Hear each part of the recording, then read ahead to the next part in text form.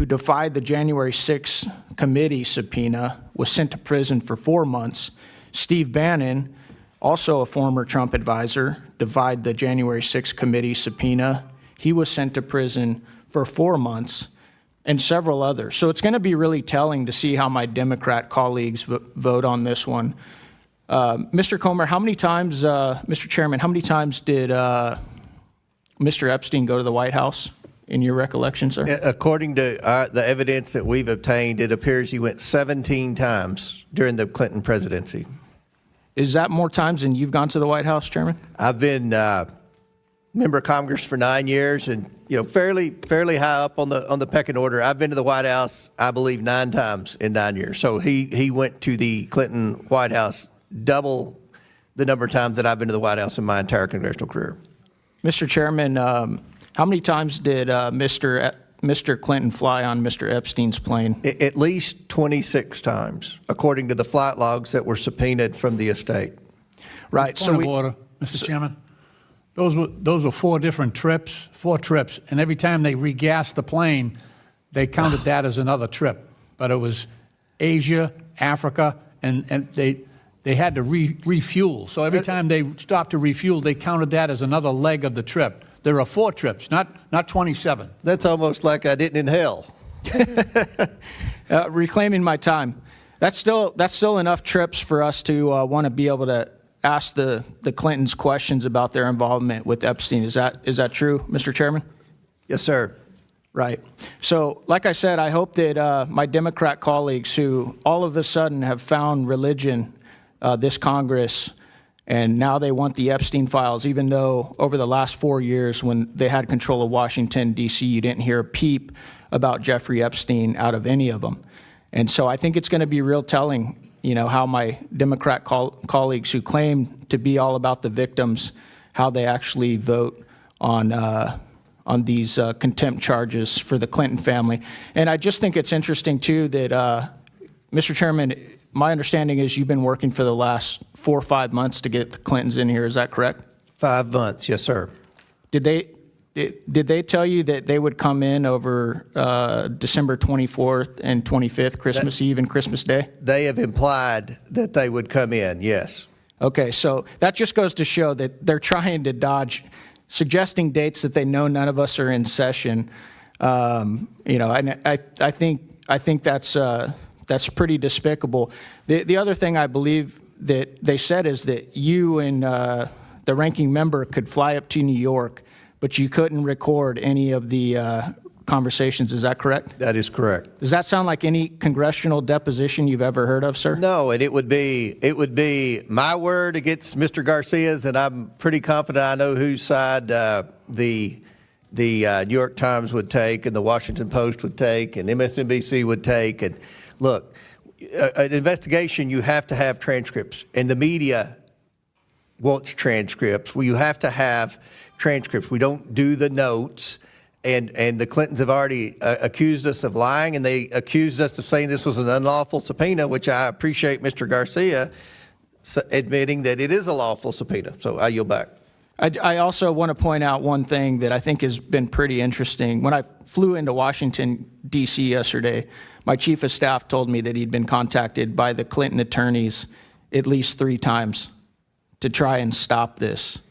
So it looks as if they tried to resist you for about 5 months, and once we finally pulled the trigger on it, now they're realizing that this could go very poorly for them. Is that correct, Mr. Chairman? That's how it appears, that they could stall, and then when it finally came to this vote, they felt like they could count on the Democrats objecting and a few of the Republicans that the media would go to, and the moderates, and say, oh, is this going to affect your election? Is this going to affect your election?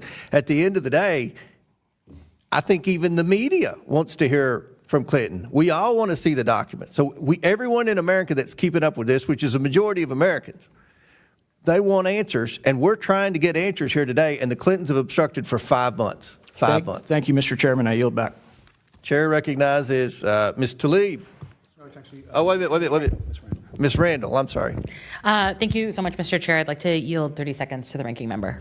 Thank you. I just want to, again, just clarify that that the Clintons have not objected to a transcript. I just want to clarify that, Mr. Comer, which you just mentioned. And I think that in this moment of negotiation, which you've been in, and you've been in with them this entire time, there's progress being made, and they've not objected to the transcript. Let's talk to President Clinton, and let's get a transcript of it. Let's have the committee there and the staff there and move forward. Thank you. If may I respond? We won't stop the talk. May I respond? They did object to a transcript, Mr. Garcia. They did object to a transcript. They're just now changing because they see that public opinion is not on their side. Chair recognizes Ms. Randall, and we'll give you 5 minutes. We'll give you 5 minutes. Thank you so much, Mr. Chair. You know, I want to start by saying I do not feel it is my responsibility to defend the former president of the United States. As a member of Congress in a separate and co-equal branch of government from the executive branch, and as a individual person who is responsible to my constituents, it is not my job to defend the former president of the United States, just like it is not your responsibility, Chair Comer, to carry out the political retribution of the current president of the United States. It is also not this committee's job to yield to the Judiciary Committee to question the subjects of our subpoenas. It is not our job to defer to anyone else's interest. And in fact, we have the opportunity at any time to amend the rules of our committee should you choose to take action that our rules keep us from taking. Like that is a tool that you as committee chair and we as a committee have. And I also want to say, you know, I'm not a lawyer. I'm a regular person. I'm 1 year into this job, and contrary to attempts by my Republican colleagues to put the burden of decisions made by Congresses of the past on our shoulders, I was sent here by my constituents just a year ago, and it's to them, to my neighbors, who I am accountable. Not to party leadership, not to anybody else, but to my constituents. So I want to talk about what they are seeing and hearing right now. They are seeing, just as Ms. Ansari previously said, Donald Trump and J.D. Vance and Pam Bondi switch allegiances, decide they no longer want to pursue accountability and full release, unredacted release of the Epstein files. But they're also seeing a system that has failed survivors and regular people over and over, that privileges the powerful and well-connected over regular people. You know, regular people who don't have the luxury of saying, I'm not going to come to court and I want to be free of any accountability. Regular people who see us acting and carrying out the demands of the president, former presidents, rich people, people who come to lobby us, folks who have access to power in a way that regular people don't. And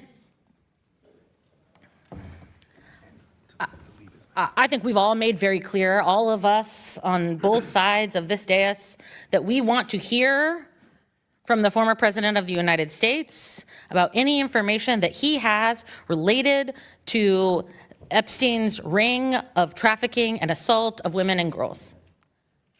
But we also, and you know, Chair Comer, you have said over and over, that it's been 5 months that you've been in negotiations with the Clintons. It has been 6 months since this committee subpoenaed the Department of Justice for full release of the files. And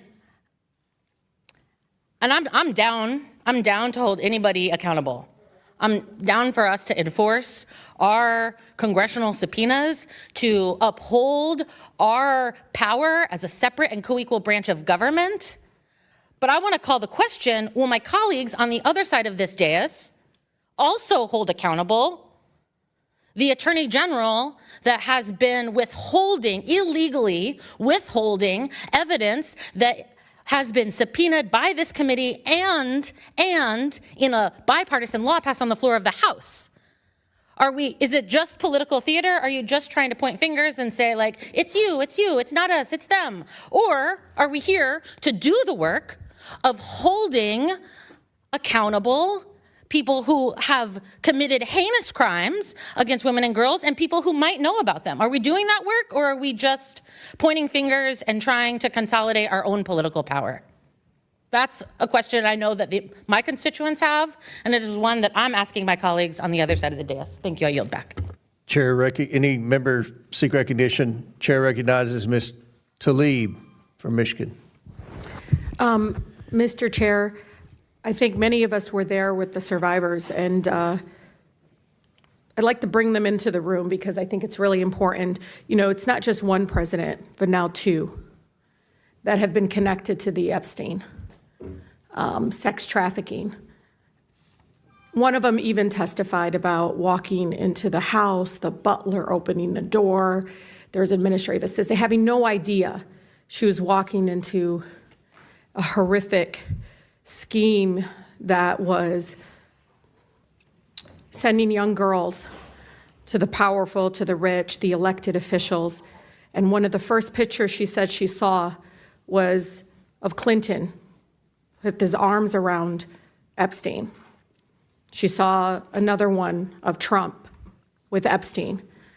And I just remember her almost trying to convince us, like, understand that I had no idea, as if somehow she was guilty. Do you all remember that? Yeah. And so I'm here to tell you, I'm ready to vote, but I'm also just taken aback and disgusted because I didn't need a birthday card to say the President of the United States, current President of the United States, had something. I didn't need to see the photos by the chairman today of Clinton. All I needed to do was hear the survivors tell us, please do something. These are people that have impacted their lives forever. What I just don't understand, Mr. Chair, and this is with all due respect, I just don't get why Bondi cannot be held in contempt, why we're not for it. I don't care if she says that she wants to plead the fifth. So what? Do it in front of the American people. Same thing with Maxwell. She's telling the committee she's going to plead the fifth. Fine. Have her come before this committee to do it in front of the American people. The fact of the matter is, are you saying that if anybody wants to plead the fifth, they don't have to be forced to come before this committee? That doesn't make any sense. What excuse is that? That doesn't make any sense. The fact that I continue to tell you all, what is the most consistent thing survivors have asked us to do? Follow the money. How come we haven't forced JP Morgan Chase before this committee? How come we haven't allowed Bank of America to come before this committee? Mr. Chair, it is so disgusting. And this is why everybody's so distracted by this whole thing of, like, oh, you know, the Clintons, Trump, and everything. But who was funding it? Literally, JP Morgan turned a blind eye to evidence of sex trafficking even after his 2008 conviction. Hear me out. After he was convicted, they still hid suspicious activity reports that should have been reported. You know, you see the fact that continuing them saying, well, in 2028, agreed to pay what, $290 million to settle a lawsuit. I don't care. You come here, and because it's the truth, y'all. You guys got to realize Epstein's not the last person. There's probably another Epstein out there right now doing sex trafficking right now. We should hold everybody in contempt that had anything to do to cover this up, including bank executives that still have their jobs. The fact of the matter is, we know what this is. You want to talk about Bill Clinton, Hillary Clinton, but talk about everybody involved. Because it does look like you're only doing this to distract everyone when we know not one, but two presidents were involved. And those young ladies shaking when they were testifying in front of them because they didn't know if they could trust us. Some of them literally said, we had no idea what we were walking into. But they were connected to the rich. They were connected to the presidents. You heard them say that over and over again. But one of the things they continue to say is follow the money. Because, Mr. Chair, Bill Clinton, Donald Trump, J.P. Morgan, all these people, they will not be the last folks that allowed a sex trafficker to harm young women, children. And so we have to set a very good precedent that we will not sit back and say, well, Maxwell's going to plead the fifth, Bondi is going to plead the fifth. I don't care. You're a public servant. Come before this committee. Maxwell, you were directly involved. How many times did the survivors mention her? How many times? Saying that she lured them in. She was primarily involved. And Mr. Chair, you and I had conversations. And you said, give us names. They gave us names. And you know it. So why are y'all focused only on them? And let me tell you, you know where I stand. I will hold anybody in contempt that will not give us information. I don't care how many lawyers they bounce up on us. But I'll tell you, Mr. Chair, shame on us for not forcing Bondi before this committee. Shame on us for not forcing Maxwell before this committee. Shame on us for not forcing J.P. Morgan Chase to answer questions that many of us have of them of $1.5 billion in suspicious activity. Because somebody had to fund this madness, this horrific actions by these men. With that, Mr. Chair, I yield. And, Ms. Tlaib, if I may respond to some of that before I recognize Ms. Bobert's next. Okay. I believe with all my heart you are as sincere as anyone on this committee about wanting to get answers about the truth. And I believe your heart is pure. Maxwell is coming in front of this committee. And But we've when? tried. No, let us decide that today when. Like Well, when. it's nailed down. February what day? The 9th. She's February coming, 9th. and you'll be able to ask her questions. That's one of the things Clinton wanted was only me and Garcia. Maxwell's coming. Anyone who wants to ask her questions on this committee will be able to. So that's No, I think the that's nailed American down. people want answers from President And Clinton. I'm not trying to argue with you, Mr. Lee. I just want to respond to Pam Bondi is coming before Congress in 2 weeks. I am confident she is going to be grilled by both parties on the discharge petition. If you didn't want, I don't want to, and Ms. Randall, you mentioned something about the Judiciary Committee. Believe me, I don't want to work with the Judiciary Committee on any investigation, okay? But when we passed that discharge petition, that got them involved. But we So had an I know, outstanding but subpoena. just let me explain. Pam Bondi's going to be in front of the Judiciary Committee. We'll see how that goes. We'll see if there's been a document dumped Mr. Chair, we can't after that. forget the And then banking the last thing, institutions the either. last thing, this is the most important thing. Months ago, I approached Ms. Tlaib, Ms. Lee, and Ms. Stansbury, and I said, please, if you all get a chance, and I know you all are all sincere, try to get some names from these women, and we will continue to try to get documents. Mr. Chair, subpoenaed the just estate. If I didn't Mr. want Chair, to know let's that, follow if we the didn't money. want to, Let's Ms. bring Tlaib, these bank Ms. Tlaib, you're out of executives. order. I'm just we want to hold everyone accountable. We don't care. We don't care if they're billionaires. We don't care if they're Republicans. We don't care who they are.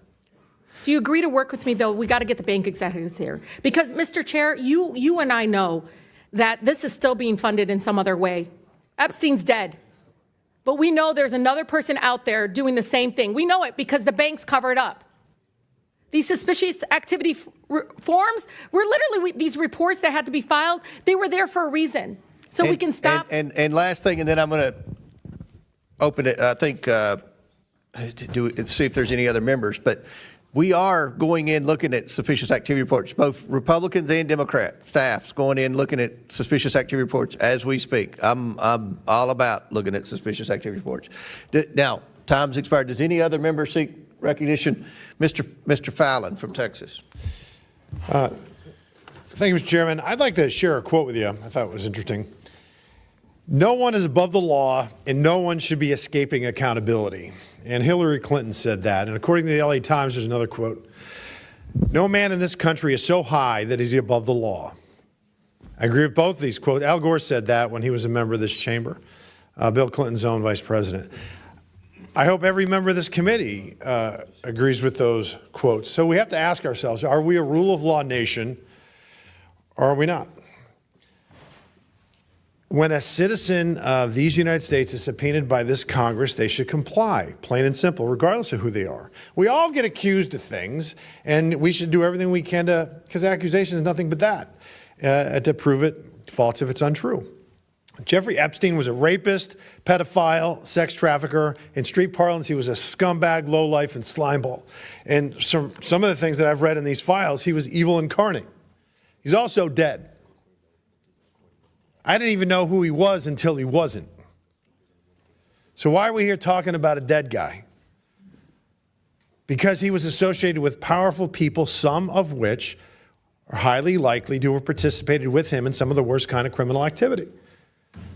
And if they did, they should pay. They should face justice, whether they're rich or poor, famous or anonymous, mighty or meek.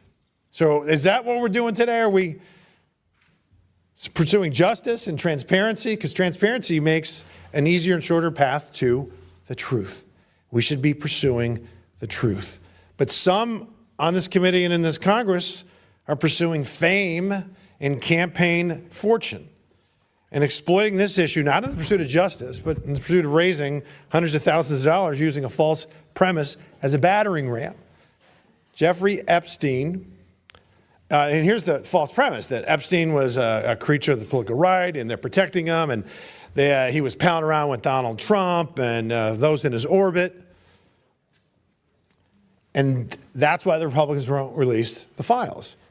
Now, that's incendiary, but is it true? Or is it just a cheap, woke fantasy? Well, here's the facts, and the facts matter, so let's look at tail of the tape. How many confirmed visits to the White House? Under Bill Clinton, there were 17. Jeffrey Epstein visited the Clinton White House 17 times. How many times did he visit the Donald Trump White House? 0. How about documented political donations? 21,000 to the Clintons, 0 to Trump. Documented non-Clinton political contributions. 118,000 to the Dems, 18,000 to the GOP, for a total of 89% to the Democrats and the Clintons, 11% to the GOP. Now to the matter at hand. Epstein files released by the oversight Democrats from 2019 to 2023 when they were in charge of this committee, 0.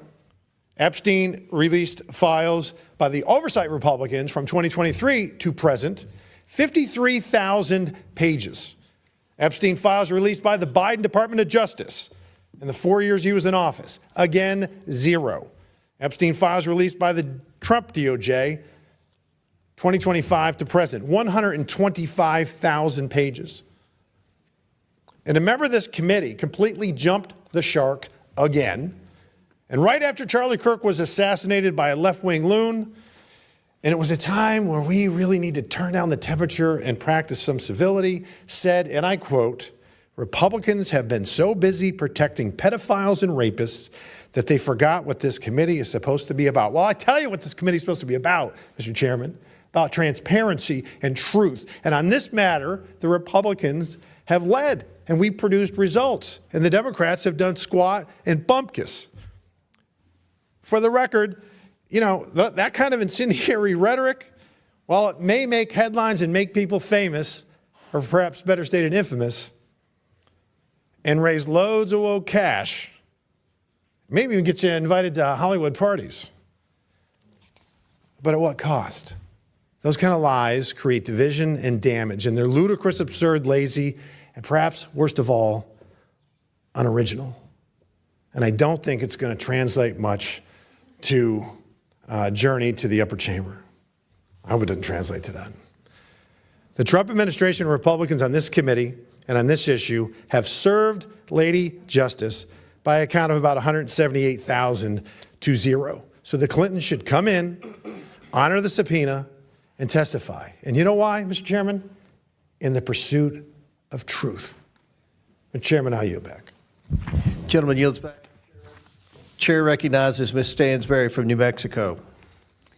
Thank you, Mr. Chairman. You'll have to forgive me if I do not give a slow clap to our colleague across the aisle for his Academy Award-winning appearance just now in front of the committee. But I want to just address some of the things that I heard here today and to talk about why we're here. What I've heard here this morning in front of this committee is exactly why the American people hate politics. because the American people don't care if you're a Republican, if you're a Democrat, if you're an independent, whether you vote or you don't.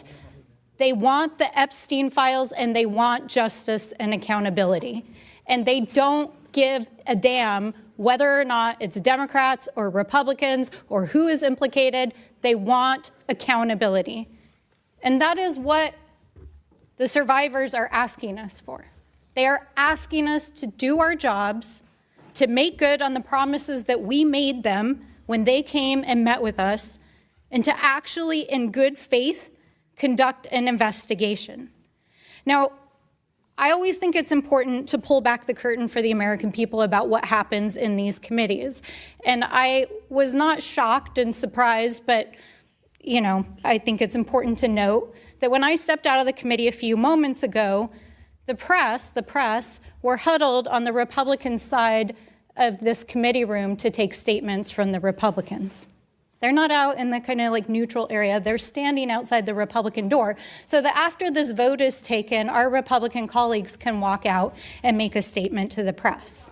Now, I think that that's important to note for the public here, because this is not about true accountability. Because if this was actually about getting to the bottom of this case and actually holding individuals accountable for the crimes that were committed by Jeffrey Epstein, by Ghislaine Maxwell, by the associates, and the many, many people who are implicated in this case, what would be happening right now in this committee is that Pam Bondi and DOJ officials would be sitting right there on the witness panel answering questions under oath, because they are breaking the law. They are not complying with our subpoena. They are not complying with the Epstein Transparency Act. And on the day, the final deadline, that they were supposed to release their final explanation about why they may have redacted some files, and in fact they have, as has been stated many times, only released less than 1% of the files, Donald Trump used the United States military to invade a foreign country and steal their oil. And while we're sitting here and our colleagues are trying to create a spectacle for the media, every single newspaper in the United States and the world's headline is about how Donald Trump right now is in Europe embarrassing the United States. How he is threatening our NATO allies to invade Greenland. Humiliating the United States. And I have to say, I was home over the weekend for Dr. Martin Luther King Jr. celebrations to honor the life and legacy of Dr. King. And the question that I got over and over again from my constituents is, what is in those files that is so bad that President Trump is invading Venezuela, threatening our NATO allies, and sending thousands of armed paramilitary troops onto our streets to create violence and chaos in American cities? That is what the American people are actually asking us. And so I will be honest, Mr. Chairman, I am deeply troubled that the individuals who are the subject of today's hearing did not appear on their scheduled date. No one is above the law.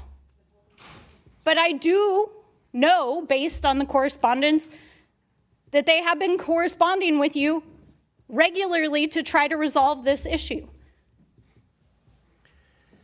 But I don't believe that's what this hearing is actually about.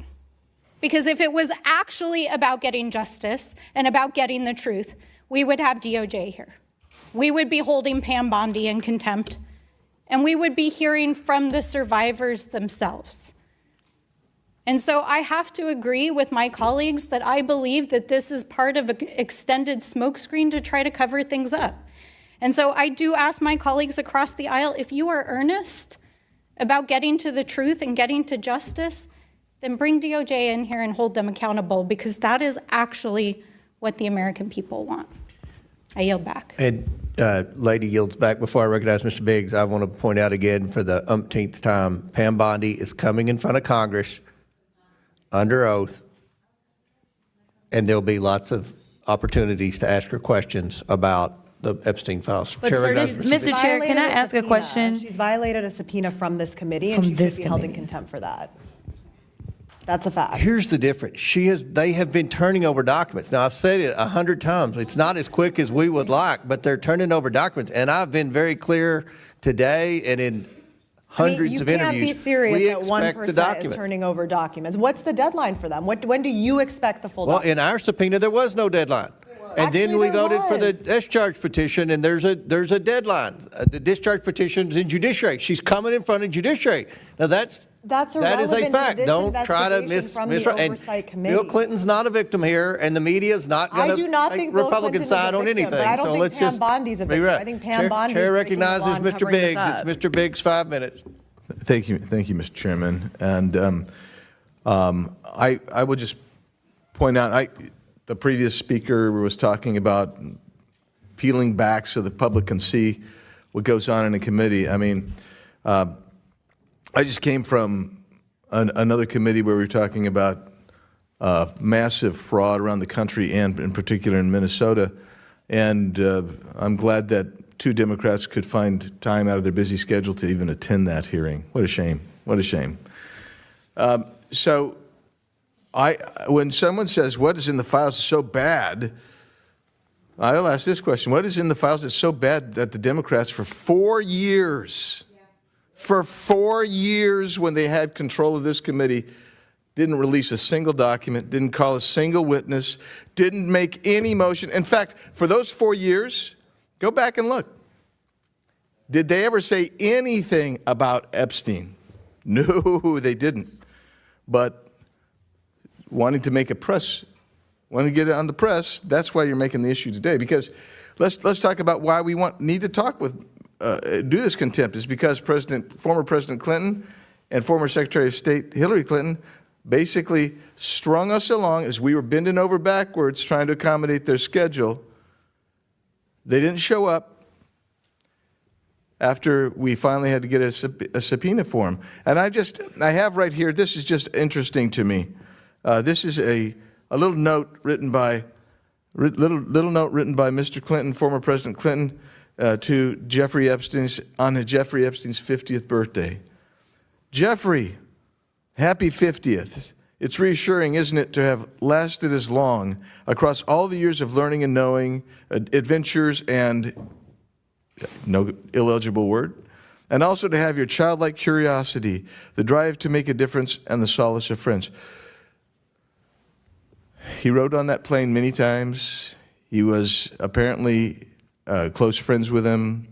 Jeffrey Epstein claims that, and I don't know if we should believe anything Epstein says for sure, but I mean, Epstein says that he helped set up and fund the Clinton Foundation, and former President Clinton in his note, I mean, this is what he wants. He doesn't want to come in and testify.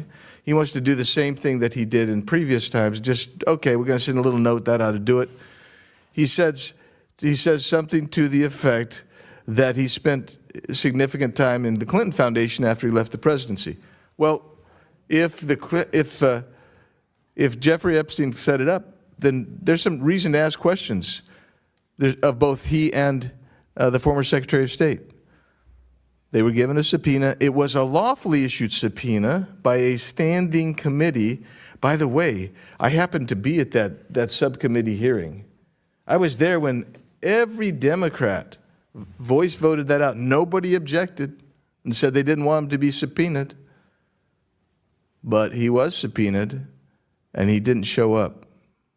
So here we are. And with Mr. Chairman, I'll yield time to you if you need it.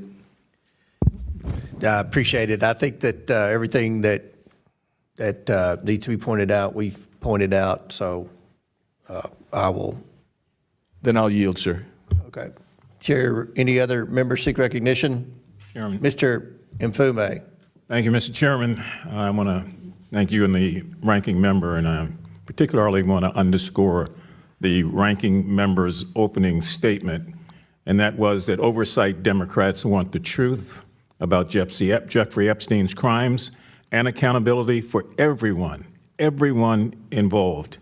He said, and I agree, we want transparency, we want the facts, and above all, we want this committee to use its oversight tools in a serious and responsible way. I would be remiss if I did not thank on behalf of all of us the efforts of Representative Rokana of this committee and Representative Massey. Thank God they stood in the way of things and took the heat to get the discharge petition up and voted on. And I want to also point out something that I think is important, and that is consistencies, Mr. Chairman. The action that the majority has been proposing today departs from this committee's established practices, including its long-time standing acceptance of written testimony and the level of accommodation this committee has traditionally required before proceeding to criminal contempt, not civil, criminal contempt. I'm glad, as the ranking member has stated, that the Clintons have agreed to testimony and to a transcript and to meet. I agree also that that meeting should not be taking place in New York. It sends the wrong reason for anybody that gets something from this committee. They should come to the committee. It's just that plain and simple. But it departs in many instances with the way this committee has moved on. And I say that because we never know this time next year who might hold that gavel and who on either side may want to go after the current president, his sons, his wife, his family, and anybody connected to him as a department head. I'm just pointing out the fact that it's a slippery slope. Now, does Bill Clinton have to defend himself? Absolutely yes. It is a bit curious, however, why we are going after Mrs. Clinton.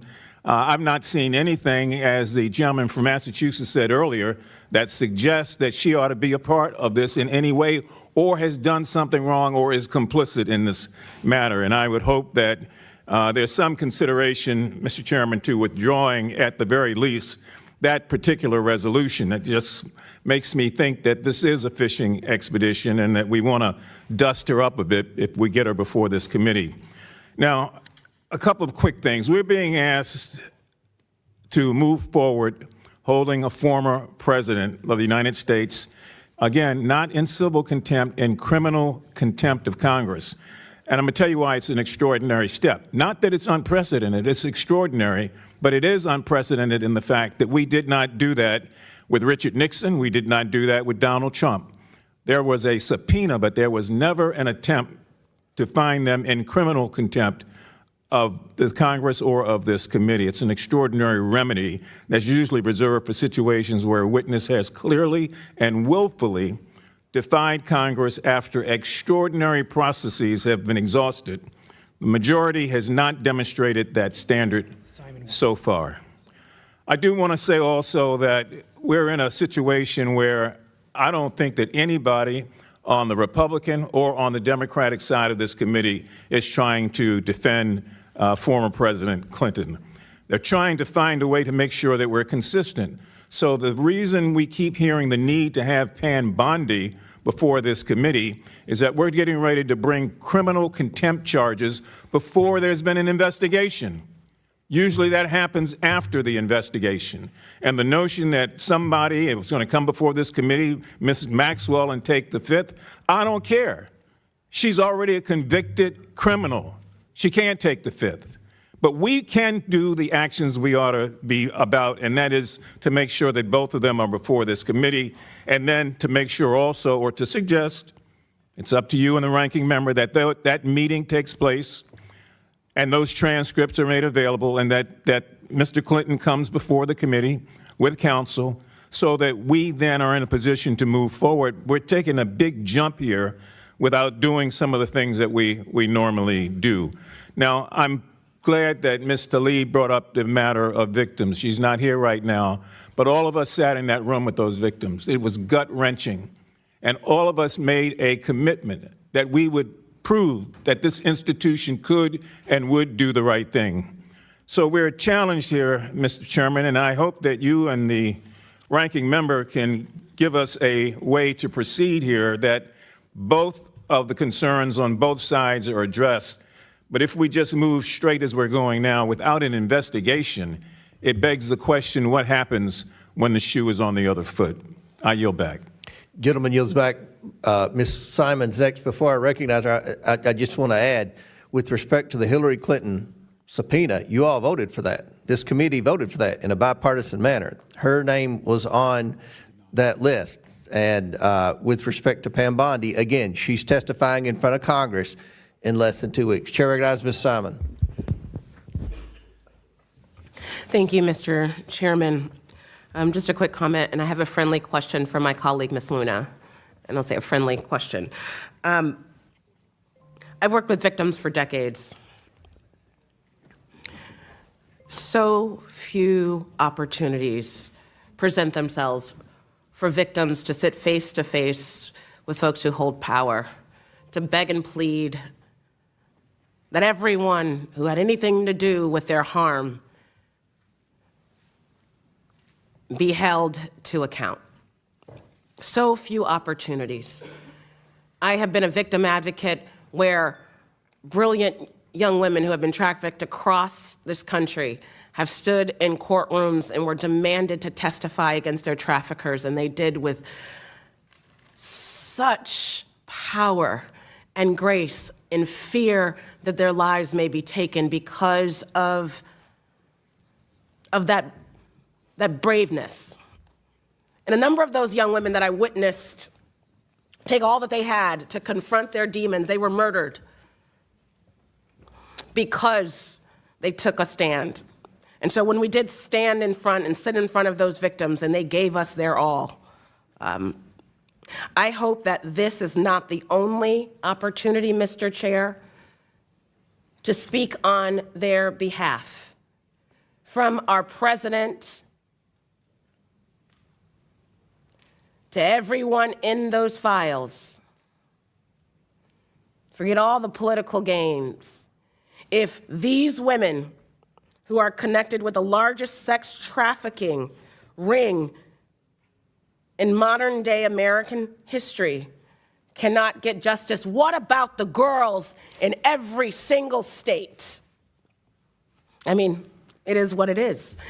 That being said, Ms. Luna, you talked briefly about a proposal. She's not in. She's out. That's Bob. There was a proposal put on the table to rethink how we might have a conversation about the Clintons or President Clinton coming in and having a conversation with this body. And I guess that time has passed, but I know that I would love to hear from the former President of the United States. I would love to hear from the Attorney General. I would love to hear from the current President of these United States. The victims deserve to be heard. The victims deserve for the files to be released in their entirety. And the victims deserve for us to get to the bottom of this matter. I yield back. Well, I actually would like to yield my time to the ranking member. Actually, I'm okay right now on time. I might come back around, but back to Mr. Comer and the Republicans. Thank you, Ms. Simon.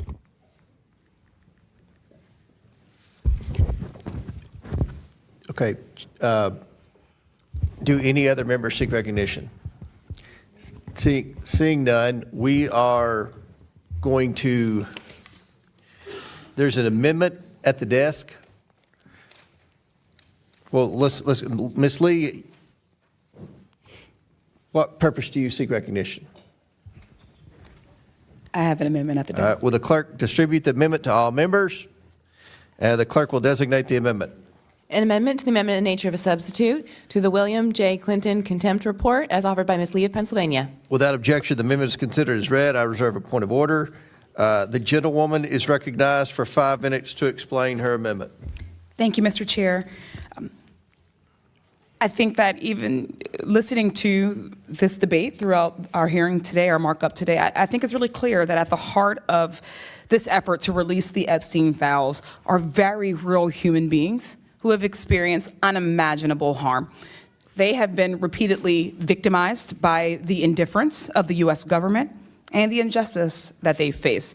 They deserve peace and healing and justice.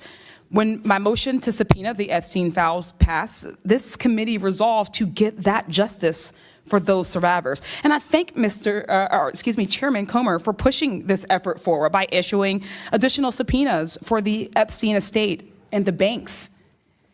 And we know that without the full files from the DOJ, that is just not enough.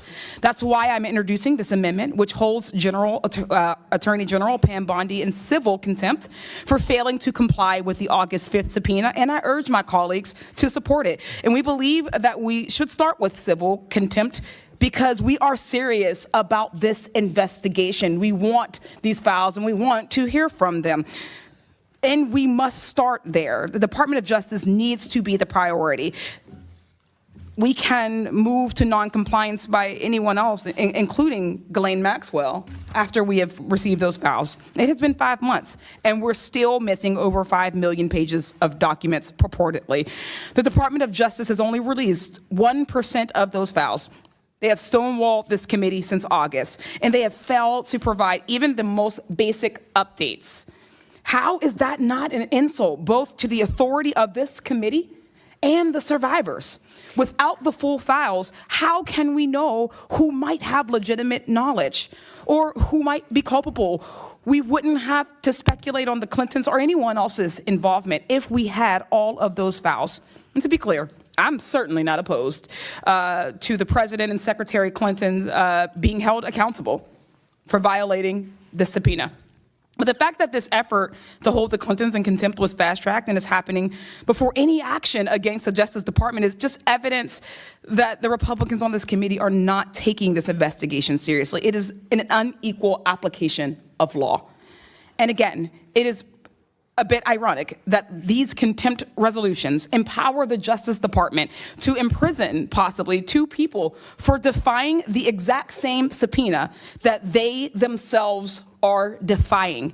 If this committee wants to be taken seriously, we would be addressing all the bad actors in this investigation, not cherry picking them for political points. The Justice Department needs to be held accountable for their noncompliance and lack of transparency. They have been selectively producing information, shielding powerful people, and obstructing any efforts for oversight. And if we don't hold them accountable, Mr. Chair, we are too. Just this past Friday, Attorney General Bondi asked a New York federal judge to deny an appointment of a special master to monitor the release of the Epstein files. They don't want a neutral third party making sure they follow the law. I think all of us should be questioning what the Justice Department is doing that they don't want the American people to see.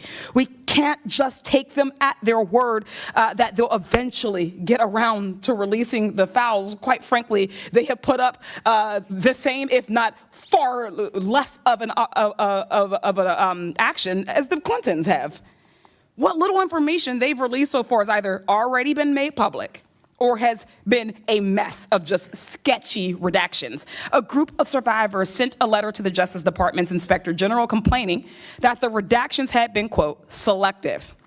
They pointed out that multiple times the names of alleged abusers appeared to be redacted, yet some survivors' names and identifying information were released. To be clear, the subpoena I moved to secure does not allow for redactions unless it would protect the identity of a survivor or contains child sex abuse materials. They have had plenty of time to work with this committee to protect survivors' identities. This is bigger than one case. It's about rich and powerful people being protected by each other and institutions. It's about a system that has enabled Jeffrey Epstein and Ghislaine Maxwell and whoever their co-conspirators are to buy favors and silence from our government.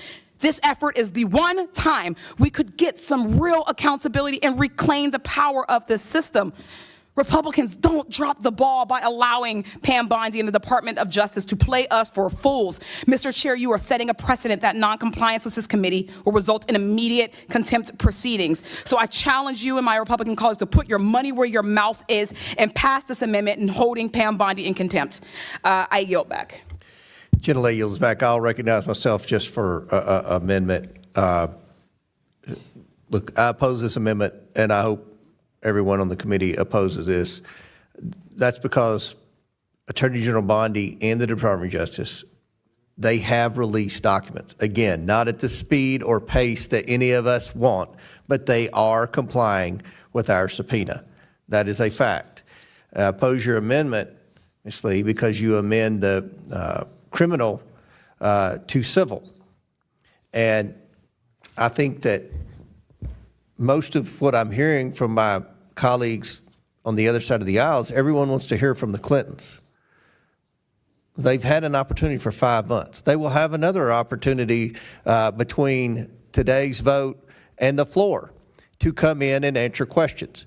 Pam Bondi is coming in front of Congress in less than 2 weeks to answer questions. Your colleague, Ms. Crockett, I don't want to speak for Ms. Crockett, but I'm pretty confident Ms. Crockett's going to grill Pam Bondi, right? You agree with me? I would have won that bet. Is she coming with the facts? Is she coming with the facts? Well, we'll see. I think that's a good, she may. I hope she does. So I oppose this. Now, Chair recognizes Mr. Garcia. Thank you, Mr. Chairman. I want to just start by saying I strongly support the amendment proposed by Congresswoman Lee. The House majority keeps saying that they believe that no one is above the law. Oversight Democrats certainly believe that. But the Attorney General is violating it with impunity in support of a White House cover-up every single day. We want accountability for her failure to comply with our subpoena for the full Epstein files that's been in place since the summer. She fails to comply with the Epstein Files Transparency Act. She fails to comply with the subpoena put in place by Representative Lee and the committee. This is clearly a White House-directed cover-up. Now, over a month after the deadline, only 1% of these files have been released. No explanation has been given for illegal redactions, again in violation of the law. Epstein survivors have reported that their names have appeared in parts of the document that were not redacted. And every day, she continues to withhold files and conceals the truth. She continues to give Ghislaine Maxwell special treatment by moving her to a less secure prison that we all are aware, which is completely shameful. Now, Chairman Comer, you claim, of course, that the Attorney General was complying with our subpoena. I mean, that is absolutely false. 1% of the documents since a subpoena in place during the summer is not complying with our subpoena. Now, on August 5th, 2025, this committee issued that subpoena, compelling her to produce documents and communications. That subpoena unambiguously required the Attorney General to do that no later than August 19th of 2025. August 19th, not December, August 19th of 2025. On August 22nd, the DOJ made a single production of approximately 33,000 pages to this committee. All of those documents, however, were already public. The DOJ has made no additional production to the committee pursuant to the subpoena. The DOJ has failed to provide specific information in response to repeated requests from Democratic oversight staff as to why the DOJ's timetable continues to move and why it's not fulfilled its production or the law. Now, in response to letters from our committee on November 25th, the DOJ transmitted a single letter in response to the committee's inquiries. They claimed that the DOJ was working to comply with the Epstein Files Transparency Act, which now, of course, we know they actually weren't doing because we actually haven't received very much. The letter made no reference to the committee's subpoena, no reference to DOJ's plan for compliance. The corrupt failure to comply with the Epstein Files Transparency Act is not just a crime, it also shows that the Attorney General has made no attempt to actually comply with our subpoena. Now, oversight Republicans might be happy to give President Trump and Pam Bondi a free pass to break the law, but this committee shouldn't do so. This amendment will allow us to go to court to force Pam Bondi to comply with our subpoena and to finally bring the Epstein files to light. I urge adoption, and I yield back. Gentleman yields back. Any other members seek recognition? Who's next on your side? Lynch, Mr. Lynch from Massachusetts. Yeah, thank you, Mr. Chairman. Look, as the ranking member pointed out, we've got about 1% of the documents. I take exception to the declaration by the chairman that Pam Bondi and the Department of Justice is actually producing documents, is cooperating. So we've got the 30,000 documents that they sent us in August. It was a dump, and it was largely already made public. It wasn't prepared. I'll give you a comparison. We've got a handful of attorneys that work for the estate of Jeffrey Epstein, and they have given us more in the same amount of time than the Department of Justice has given. And I want to point out that there are 100,000 employees at the Department of Justice. And I know very recently the U.S. Attorney for the Southern District of New York has now put a considerable number of people on the case redacting documents. But that was 6 months after he started to do that. Clayton started to do that 6 months after we had originally requested the documents. So this is a stall tactic. They haven't given us any of the documents. Remember, back in February of 2025, Pam Bondi said publicly that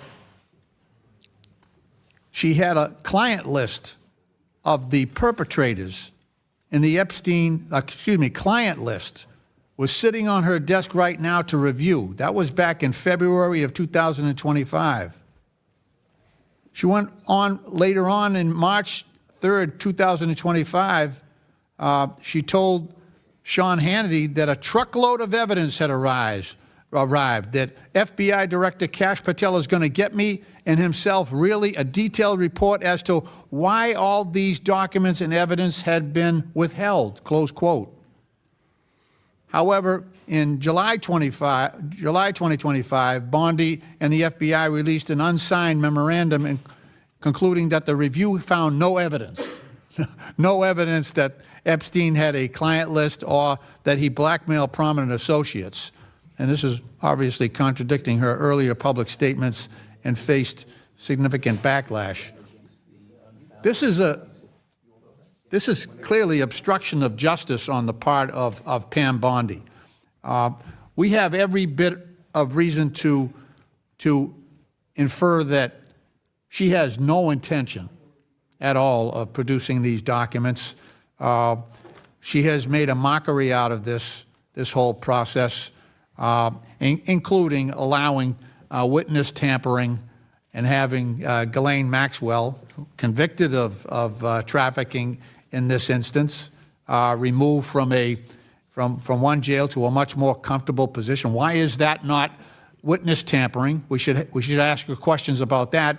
And the idea that some other committee is going to do this is an abdication of our responsibility on this committee, I believe. We should not, look, we are the ones that we had the victims sit down in front of us and tearfully ask for justice from this committee. And we promised that. We promised that we would do everything we possibly. We didn't say, well, we'll check with the Judiciary Committee and we'll let them do the work. We said we would take on this responsibility, which is ours, Mr. Chairman. This is the rightful jurisdiction for this case, and we should demand people with evidence to produce that evidence so that we can proceed in our work. We haven't done that thus far.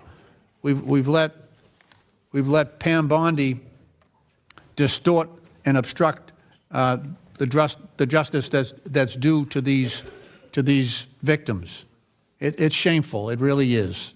And I want to hear from everyone who has a connection to this. I want to hear from every single witness that might be able to provide evidence to this committee. And I think Pam Bondi, with the millions and millions and millions of documents, is at the top of that list. And she has thwarted justice long enough. She is a lapdog to the president. She is trying to protect the president, who is all over this case, all over this case. And I'm hopeful that eventually he'll be a witness before this committee at some point. With that, Mr. Chairman, I yield back. Gentleman yields back. Before I recognize Scott Perry, if I may, this committee has done everything that the victims asked that day in that hearing. They asked that we subpoena the estate. We had no idea what was in that estate documents. Could have been all Republicans. Had no idea. Could have been billionaires. Could have been donors to the Republican Party. Could have been donors to the Democrat Party.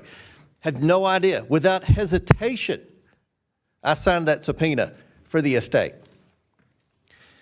And then with respect to your criticism of Bondi, I don't disagree with anything you said in your criticism of the current Attorney General.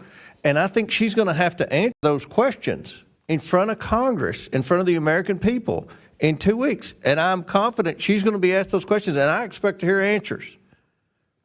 from the criticism that you leveled against her. No one's defending her. Again, we expect to get the documents. They have produced some. We aren't satisfied with the pace, and she's going to be in front of Congress in 2 weeks to answer that exact criticism. Chair recognizes Mr. Perry from Pennsylvania. Thank you, Mr. Chairman. I appreciate the opportunity to address the unjustified and cowardly claims made against me by members of this committee after I left, and maybe they were afraid to face me while I was here, but I'm here now and I'm going to face you. Just to be clear, if you have this job, you should know that any subpoena from another Congress is invalid in the next Congress. It dies with the last Congress. That's minimum information that you should know if you're going to serve in Congress. So just let me inform you of that if you didn't know that. Regarding the so-called subpoena, it is unjust and it is immoral to get a group of your friends together who have a predetermined outcome, put them together in a room, and then use the power of the federal government to prevail on your political enemies. The subpoena that was served to me or my counsel was not valid because there was no valid committee serving it. I did not violate any law, and I reject the claims or the averance that I did. The Democrat Party sought to, by use of the awesome and just the grand power of the federal government, to destroy my reputation as a person who was not charged with anything, was not accused of anything, was not the target of investigation. You wish to dirty me up and bankrupt me so you could get rid of me. It is outrageous, and I have not mentioned that at all, but since you brought it up, I felt it was appropriate at this time to clear my good name. And as the years have gone by, more information has come out to prove what I just said was absolutely accurate. What happened during that period of time when you were in the majority was you set up a star chamber with predetermined outcomes and then sought to destroy in any way possible your political enemies by fashioning lies and then repeating them over and over again, which you do to this day, which you do to this moment. Now, when I spoke earlier, I didn't mention the subpoena. I mentioned the truth, and that's what this committee should be all about, wherever it comes from and whoever it touches. And I believe that to my soul, which is why I have been on this bandwagon long before you have ever been on it, and much more than you have ever done. Much more than you have ever done, legitimately and sincerely. So I thank the chairman for allowing me this opportunity to set the record straight. And hopefully, that won't happen in the future. Now, regarding the Clintons, as you know, I offered the amendment, the resolution, to bring everybody in. Attorneys general from both sides of the aisle, but with the Clintons in particular because of their particular knowledge of Mr. Jeffrey Epstein and his exploits with underage women. It is horrific. As a father of two young daughters, I would just say that the perpetrators of whatever happened ought to be thankful that their fathers don't know about it. But I sure hope that they do know soon. And I sure hope that there is justice for all the victims and that we don't seek to destroy the lives of those uninvolved for political purposes, which is what, quite honestly, this whole theater, this whole charade has been about. This should have been easy. Is Mr. Clinton an American citizen? We appreciate that he was the president, but according to his wife, he's not above the law, and neither is she. This is a lawful subpoena with plenty of time. The committee has been, and the chairman has been more than generous trying to work it out. But it's pretty obvious to anybody with eyes in their head that the Clintons feel like they're above the law and they're going to get special treatment, as Secretary Clinton did the last time she was subpoenaed. I'll remind everybody that she worked out a deal to come in with her so-called attorney, but was her aide behind closed doors on a Saturday without any transcript. That's where we're headed. I'll yield the balance of my time to the gentlelady from Colorado if she wants it. Thank you, Mr. Perry. I just think that all of this is rich. I mean, we have every Democrat here just with their typical talking points, claiming they want to hold the Clintons accountable and hear from them. So I think it's time we move on and get to the actual point of this. We had the Clintons defy a lawful subpoena, and that is what we are here to discuss. But Democrats want to bring up anything but that. And if this continues, I'm going to call the question. So continue with your Clintons and how you are going to protect them or defend them, or I'm going to call the question, we're going to have the vote and end all of this nonsense rhetoric that's going on. Mr. Chairman, I yield. Gentlelady yields back. Chair recognizes Ms. Stansberry's next on the list, I think. No? Okay. Frost? Who's next? I just go by what the ranking member wants. What's on the list? No, you can yield. Go ahead. So who's next? Mr. Frost. Frost from Florida. I just want to speak in support of this amendment that has been put forth by Representative Lee. Look, at the end of the day, the United States Congress voted damn near unanimously. One member of Congress voted against releasing the Epstein files, happens to be a Republican on this committee, but damn near unanimously, we said we want the files. Months before that, in a subcommittee on this committee, we said we issued a subpoena for the files as well. They have failed to comply with the law, not just on one law that we passed, but also on a lawful subpoena that this committee put forth. And so I just want to speak in support of Representative Lee's motion here, an amendment here, because we have to go at this everywhere. We want to hear from everyone. We want to hear from former president. We want to hear from anyone who's implicated. We want to hear from anyone who has information that might help us get justice for the victims. But it is obvious that my Republican colleagues are doing anything they can to play defense for the administration. 1% of documents is unacceptable. 1% of documents is unacceptable when you've had months and months and months since June or July of last year to produce these documents when we sent a lawful subpoena to the Department of Justice. 1% of documents is unacceptable for a bill passed by the United States Congress that they are in violation of. They're breaking the law right now as we speak. And all we're asking for is accountability here for everyone. And so this amendment, I think, is very simple. I know the chairman keeps bringing up the fact that Pam Bondi is going to come to the Judiciary Committee. The Judiciary Committee is not the committee that is leading the investigation on this. We are the Oversight Committee. And so she can go over to the Judiciary Committee all she wants, like she, by the way, is supposed to, like every other attorney general has in the history of this country. He shows up before the Judiciary Committee at least once a year or once a Congress to talk about a lot of different business. But we have a very specific thing we need to talk with her about. And it is talking with her about the fact that she is breaking the law and that the administration is obviously slow rolling, putting forth the Epstein files. And I do not buy this thing that, oh, well, they're taking their time to redact it and this and that. We all know that's a load of BS.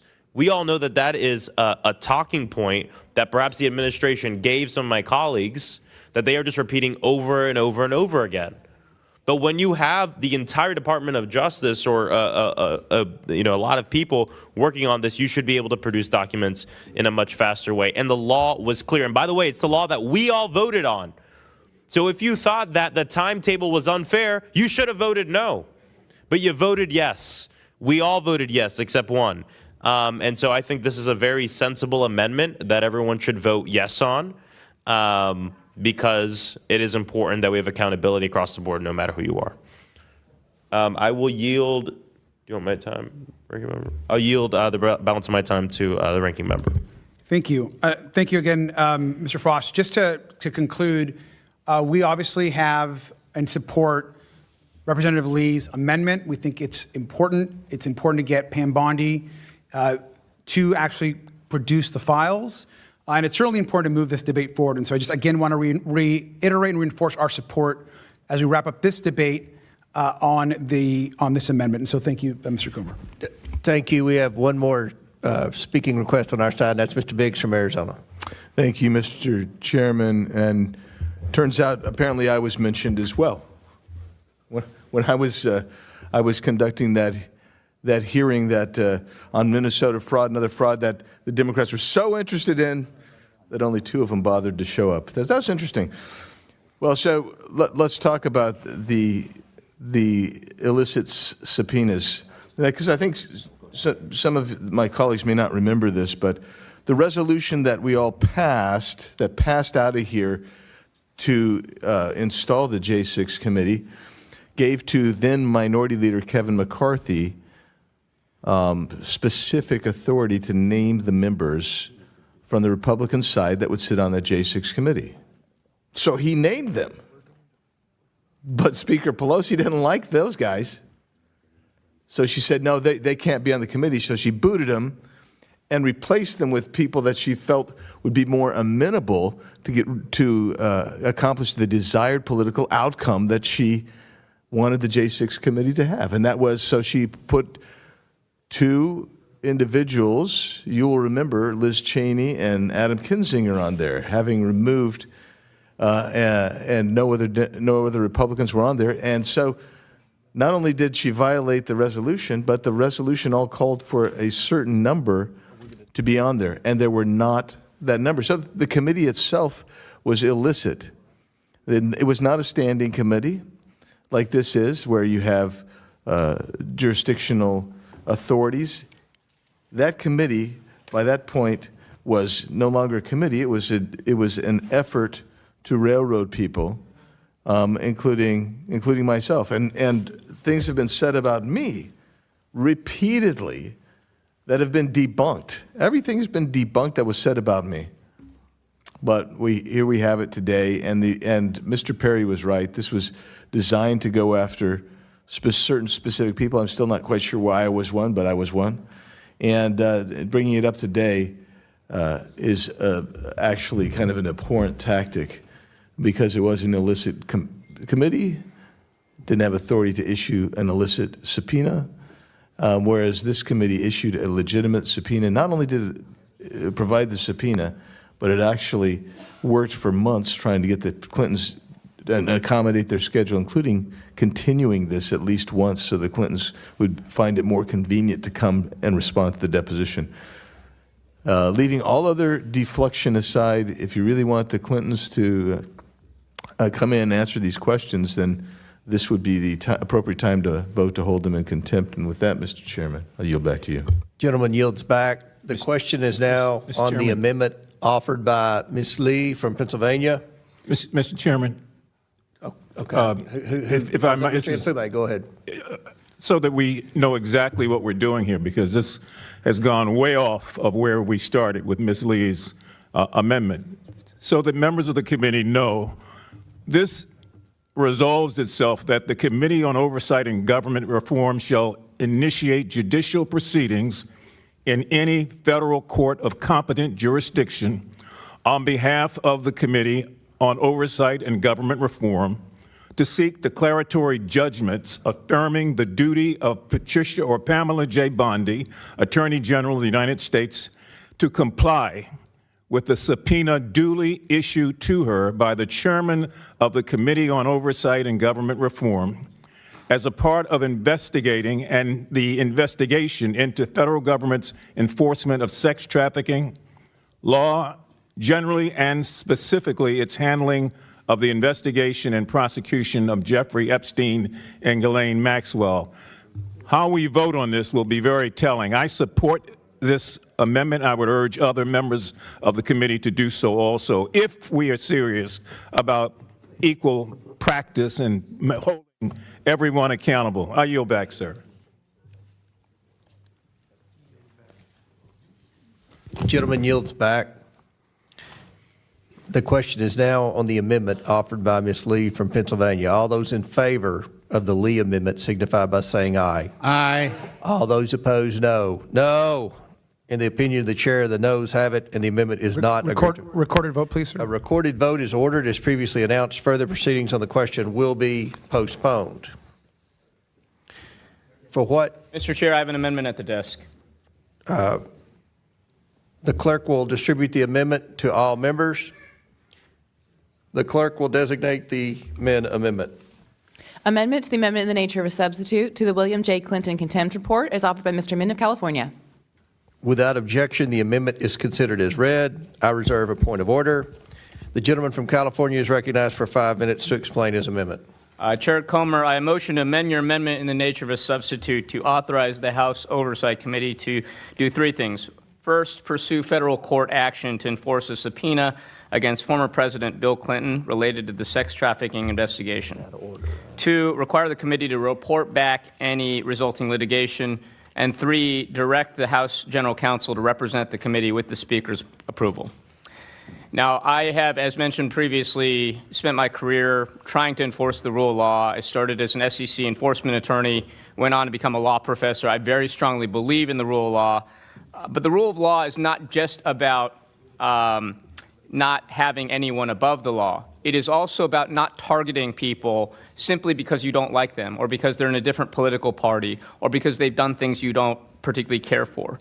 Going after an individual uniquely because of how they're positioned is also a gross violation of our powers and of the rule of law. And if you look at the precedent of how Congress is operated, we have three inherent powers when it comes to contempt. Inherent contempt, civil enforcement, and criminal contempt. Now, since we initiated criminal contempt back in the 1930s, we have rarely, if ever, used criminal contempt as a charge, and we have almost never leapt from civil enforcement to criminal contempt. The decision here to go from civil enforcement and to ignore that step, jumping to criminal contempt, is, in my view, a gross imposition, a gross abuse of power on our part. It is also counterproductive because if we launch criminal contempt proceedings, I think my colleague Mr. Biggs pointed out that we want the Clintons to testify. If we launch criminal contempt proceedings, we will not hear from the Clintons. That is a fact. They will be tied up in court. We have no guarantee that they will ever testify before this committee. Civil enforcement will achieve the goal we want of getting the Clintons out here before this committee.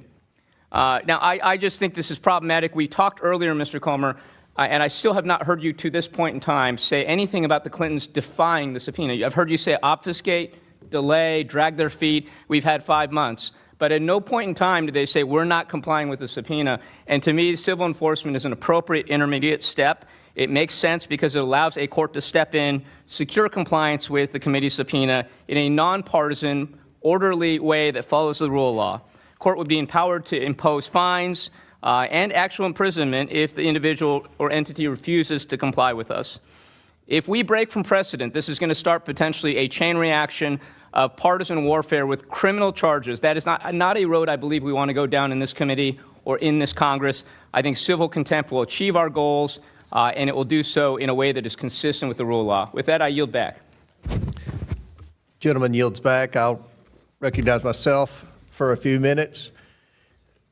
The committee's consulted with the House Office of General Counsel as well as committee counsel, who have expressed significant concern with shifting from criminal contempt to civil contempt because it would likely result in extended litigation that would go beyond this term. As Mr. Perry said, a subpoena is only good for a congressional term.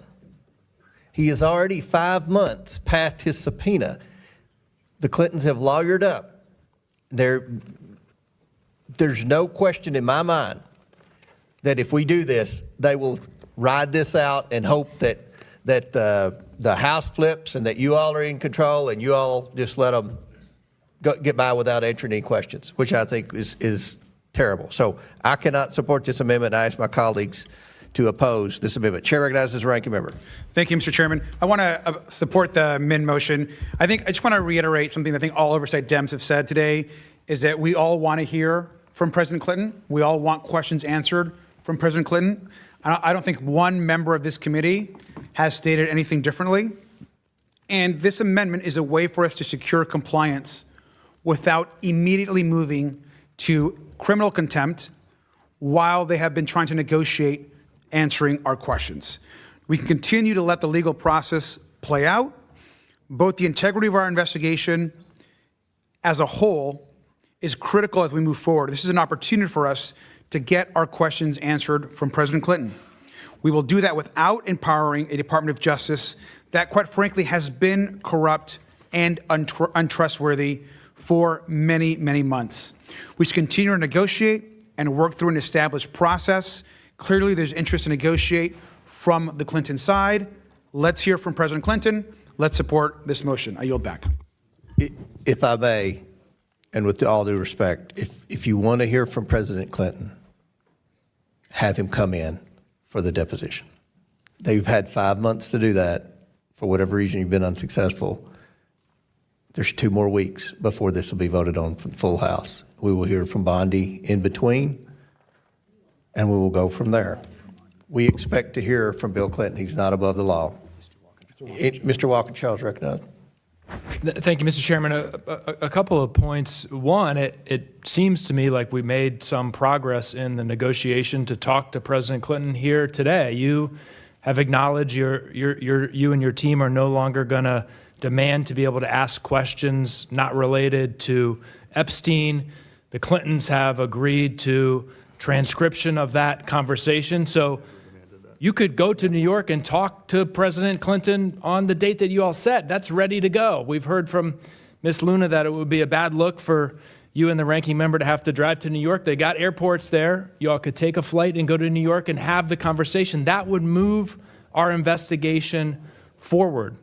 I'm supporting Mr. Men's amendment in the nature of a substitute, and you know, I'll share. I was a staff member for a member of this committee for more than a decade throughout the Obama administration, multiple chairmen of the committee, and time after time after time, Republicans who chaired the committee, Democrats who chaired the committee, negotiated with members of the administration or private individuals who they wanted to have come before the committee, negotiated the terms. Not once did I see this kind of leap to criminal contempt. It is not consistent with the way that this committee has operated. It is not necessary.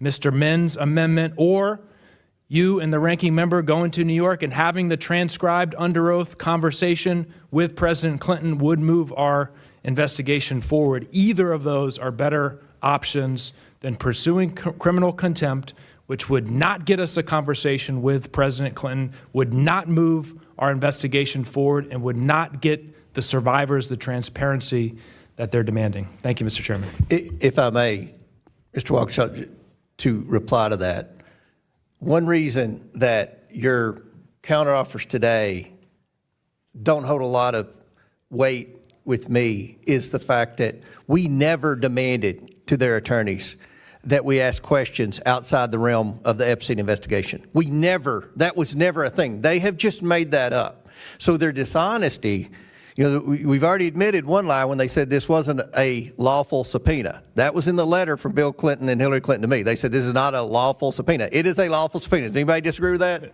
It is a lawful subpoena. So, number two, we've never asked to ask questions outside of this.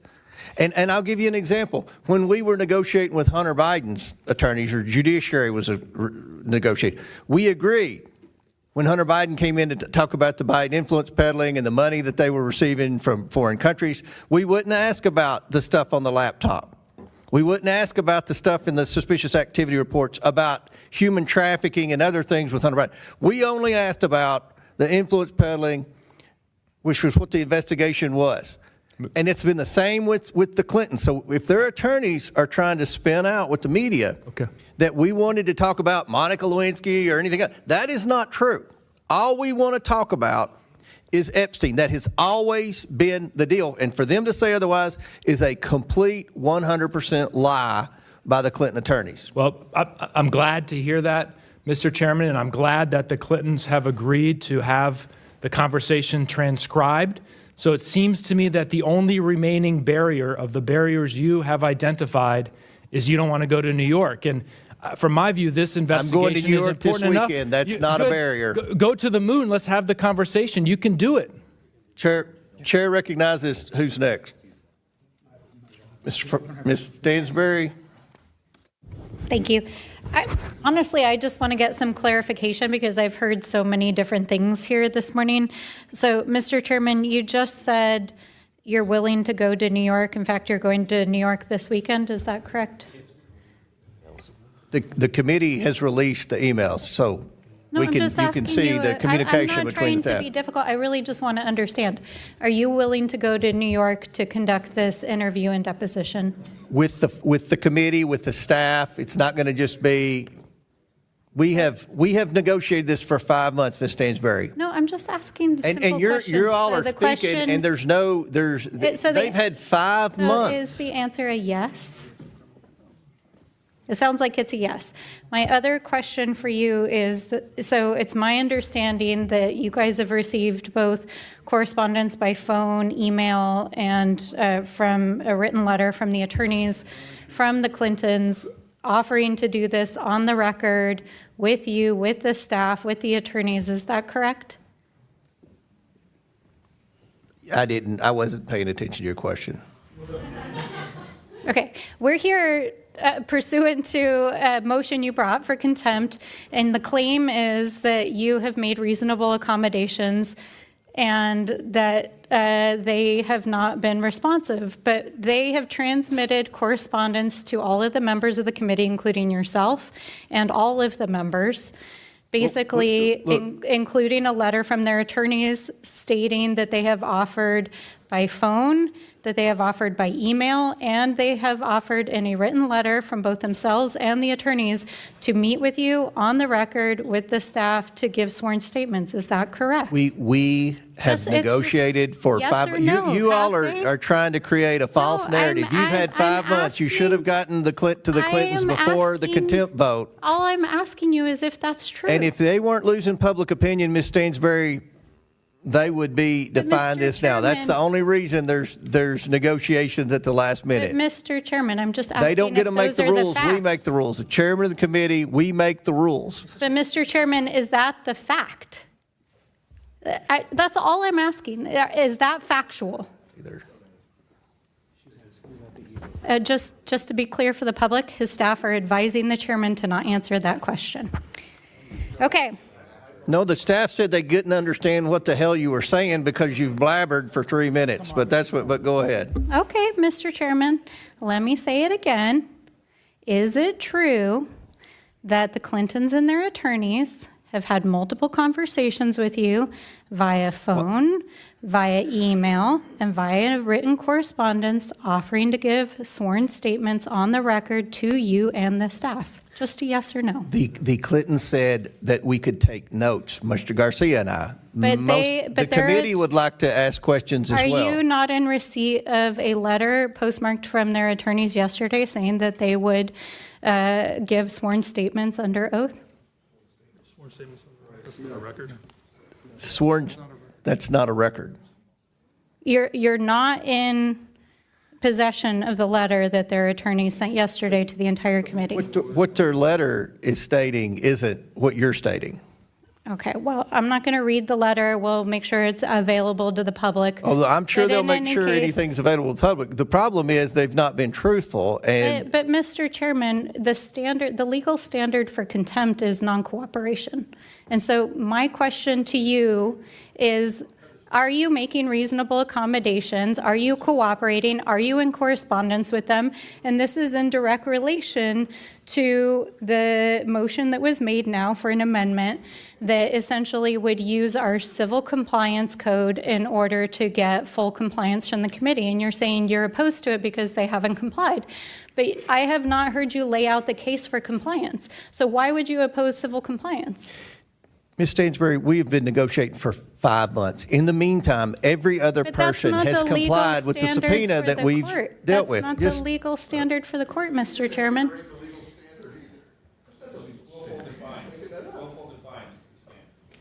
Okay. Well, I see we have a lot of armchair lawyers here. I am Procedural or motion-related votes during today's markup will be dispensed with by a traditional roll call vote. Now pursuant to notice, I call up a report containing a resolution recommending that the House of Representatives find former President William J. Clinton in contempt of Congress for refusal to comply with a duly issued subpoena issued by this committee. The clerk will report the report, which has been distributed in advance. A report containing a House resolution recommending that the House of Representatives find former President William J. Clinton in contempt of Congress for refusal to comply with a duly issued subpoena issued by the Committee on Oversight and Government Reform. I ask unanimous consent that the report be considered as read and open for amendment at any point. Without objection, so ordered. The chair recognizes himself to offer an amendment in the nature of a substitute. The clerk will please report the amendment. An amendment in the nature of a substitute to the contempt report is offered by Mr. Comer of Kentucky. Without objection, the amendment is considered as read, and the substitute will be considered as original text for the purposes of further amendment.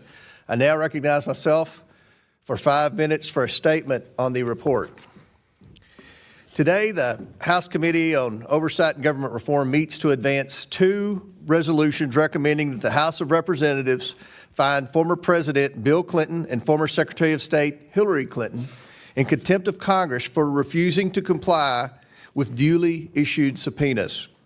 The committee does not take this action lightly, but subpoenas are not mere suggestions. They carry the force of law and require compliance. Former President Clinton and Secretary Clinton were legally required to appear for depositions before this committee. They refused. As Democrat Ranking Member Garcia stated, and I quote, "Defying a congressional subpoena is highly illegal," end quote. He also stated, and I quote, "No one is above the law." Actions have consequences. 6 months ago, Republicans and Democrats on the House Oversight Committee's Federal Law Enforcement Subcommittee unanimously approved deposition subpoenas for the Clintons by voice vote as part of our investigation into the federal government's handling of the Jeffrey Epstein and Ghislaine Maxwell criminal cases. More than 5 months ago, I issued those bipartisan subpoenas. The Clintons' testimony is critical to understanding Epstein's sex trafficking network and the ways he sought to curry favor and influence to shield himself from scrutiny. Their testimony may also inform how Congress can strengthen laws to better combat human trafficking. Since issuing the subpoenas, this committee has acted in good faith. We've offered flexibility on scheduling. The response we received was not cooperation, but defiance, marked by repeated delays, excuses, and obstruction. The Clintons claim they have been treated unfairly because this committee accepted written statements under penalty of perjury from former U.S. Attorneys General Holder, Lynch, Sessions, and Garland, as well as former FBI Director Comey.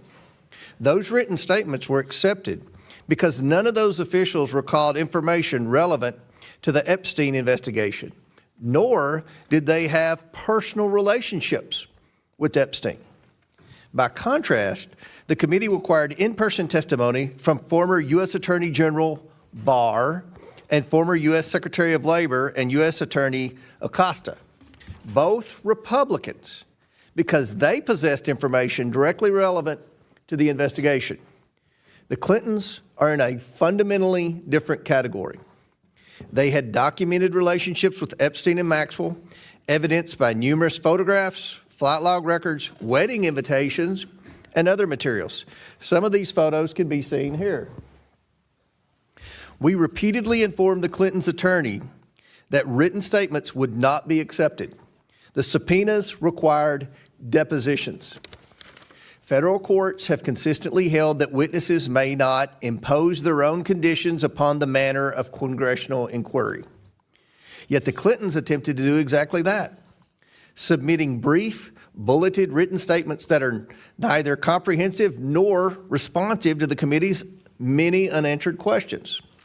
No witness, not a former president or a private citizen, may willfully defy a duly issued congressional subpoena without consequence. But that is what the Clintons did, and that is why we are here today. I would expect bipartisan support for enforcing those subpoenas by voting in favor of these resolutions. Unfortunately, it appears that Ranking Member Garcia has chosen to follow marching orders designed to distract from the issue at hand. I hope I'm wrong about this.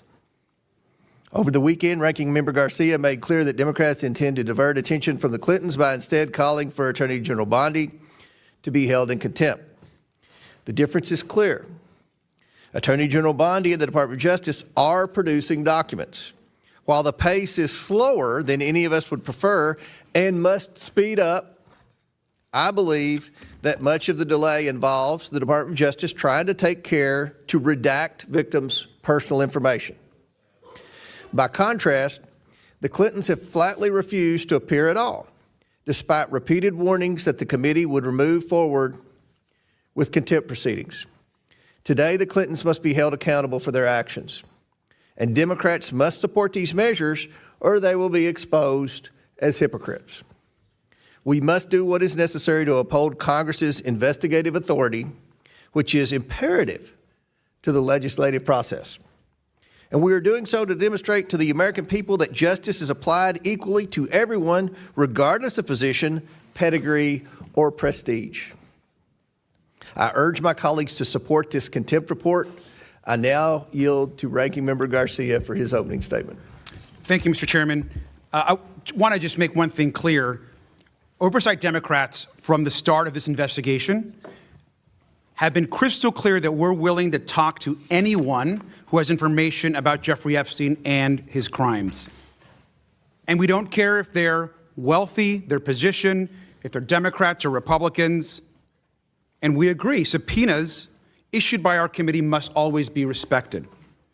No president or former president is above the law. And I think every single person on this committee agrees with that. In fact, I appreciate that you brought those posters. Mr. Comer, can I actually see that? Would you mind if I actually use that poster that you brought? The ones that you put up? The two that you put up earlier? I'll put those up in a sec. Now, this committee, from day one, and we agree, we've had questions for former President Clinton. And as you know, former President Clinton has begun answering some of those questions in a signed declaration that this committee has received recently, including last week. We know that President Clinton has offered to answer additional questions in different formats. He's also called for a full release of the files immediately, which you or no one in this committee has actually done. It's interesting that it's this subpoena only that Republicans and the chairman have been obsessed about putting all their energy behind. Now, we also want President Clinton to answer questions. In fact, he should continue to answer the questions from this committee, as he has begun doing in not just a signed declaration, but also in other offers to meet with this committee, of which you have rejected. But it's also incredibly interesting that this energy you have to attack whoever you believe your political opponents are, you are unwilling to use on Ghislaine Maxwell, a monster who has trafficked, abused, and raped children and women, and which every committee member in this body knows should be in front of this committee. Where is the contempt charges to bring her into this committee to answer the questions? And I hope that you would agree, Mr. Comer, that that should be one of our top priorities. And let's talk about the president. Your former colleague, Marjorie Taylor Greene, on this committee reported that Trump told her that he wanted to continue his cover-up because, quote, my friends will get hurt. Donald Trump is leading a White House cover-up right now of the Epstein files. And we all know that Epstein himself said that Donald Trump was his best friend for over 10 years. And it is shameful, illegal, and unconstitutional that the Department of Justice has released 1% of the files. 1% of the files. Where is the pressure to get Pam Bondi to release the files? Instead, you're focused, and the committee's focused, on whoever you perceive to be your enemies, and the enemies of Donald Trump. Because let's be clear, we want to talk to President Bill Clinton. We want him to answer our questions. We also want Ghislaine Maxwell to answer our questions. We also want to understand why Pam Bondi refuses to release all the files. 1% of the files have released. Millions have been left. No publications for weeks. That is a crime. And so this White House cover-up continues every single day that the files are not released. And yet, where are those calls, Mr. Comer? You're saying they're complying. That is both a lie and shameful. It's time to end this White House cover-up. I want to yield to Ranking Member of the Subcommittee on Federal Law Enforcement, Summer Lee, who originally made the motion to subpoena Attorney General Pam Bondi. Thank you, Mr. Ranking Member. I just want us to speak plainly and lay the facts out what's really happening in this committee. We are 1 week out from Bill and Hillary Clinton, who did not show up for their depositions. 1 week, and we're already having a markup to hold them in contempt. Meanwhile, the Department of Justice has been legally obligated to hand over the full unredacted Epstein files to this committee since August, the same exact subpoena that they are using to hold the Clintons in contempt. And please note that these resolutions are allowing the DOJ to prosecute the Clintons for the exact same things that the DOJ itself is violating. They have handed over 1% of the files and heavily redacted. We are 5 months overdue, Mr. Comer, if you've made no effort to bring in Pam Bondi. So no, the difference is not clear. You have made no effort to demand any answers, to exert any pressure. So with that, Mr. Chair, I do have an amendment at the desk which would hold Pam Bondi in contempt for noncompliance with the bipartisan subpoena that you issued on August 5th, 2025. I hope that my colleagues will support. I yield back. Minority's time's expired. We're still debating the measure, and we'll take up your amendment once we finish debating the initial measure. I just wanted to respond to a couple of things. I agree. We need to hear from Ghislaine Maxwell. We've been trying to get her in for a deposition. Our lawyers have been saying that she's going to plead the 5th, but we have nailed down a date, February 9th, where Ghislaine Maxwell will be deposed by this committee. Now, her lawyers have made it clear that she's going to plead the 5th. I hope she changes her mind, because I want to hear from her, just like I want to hear from her. What's that? You said the difference is clear. Turn on your mic, Charlie. It is.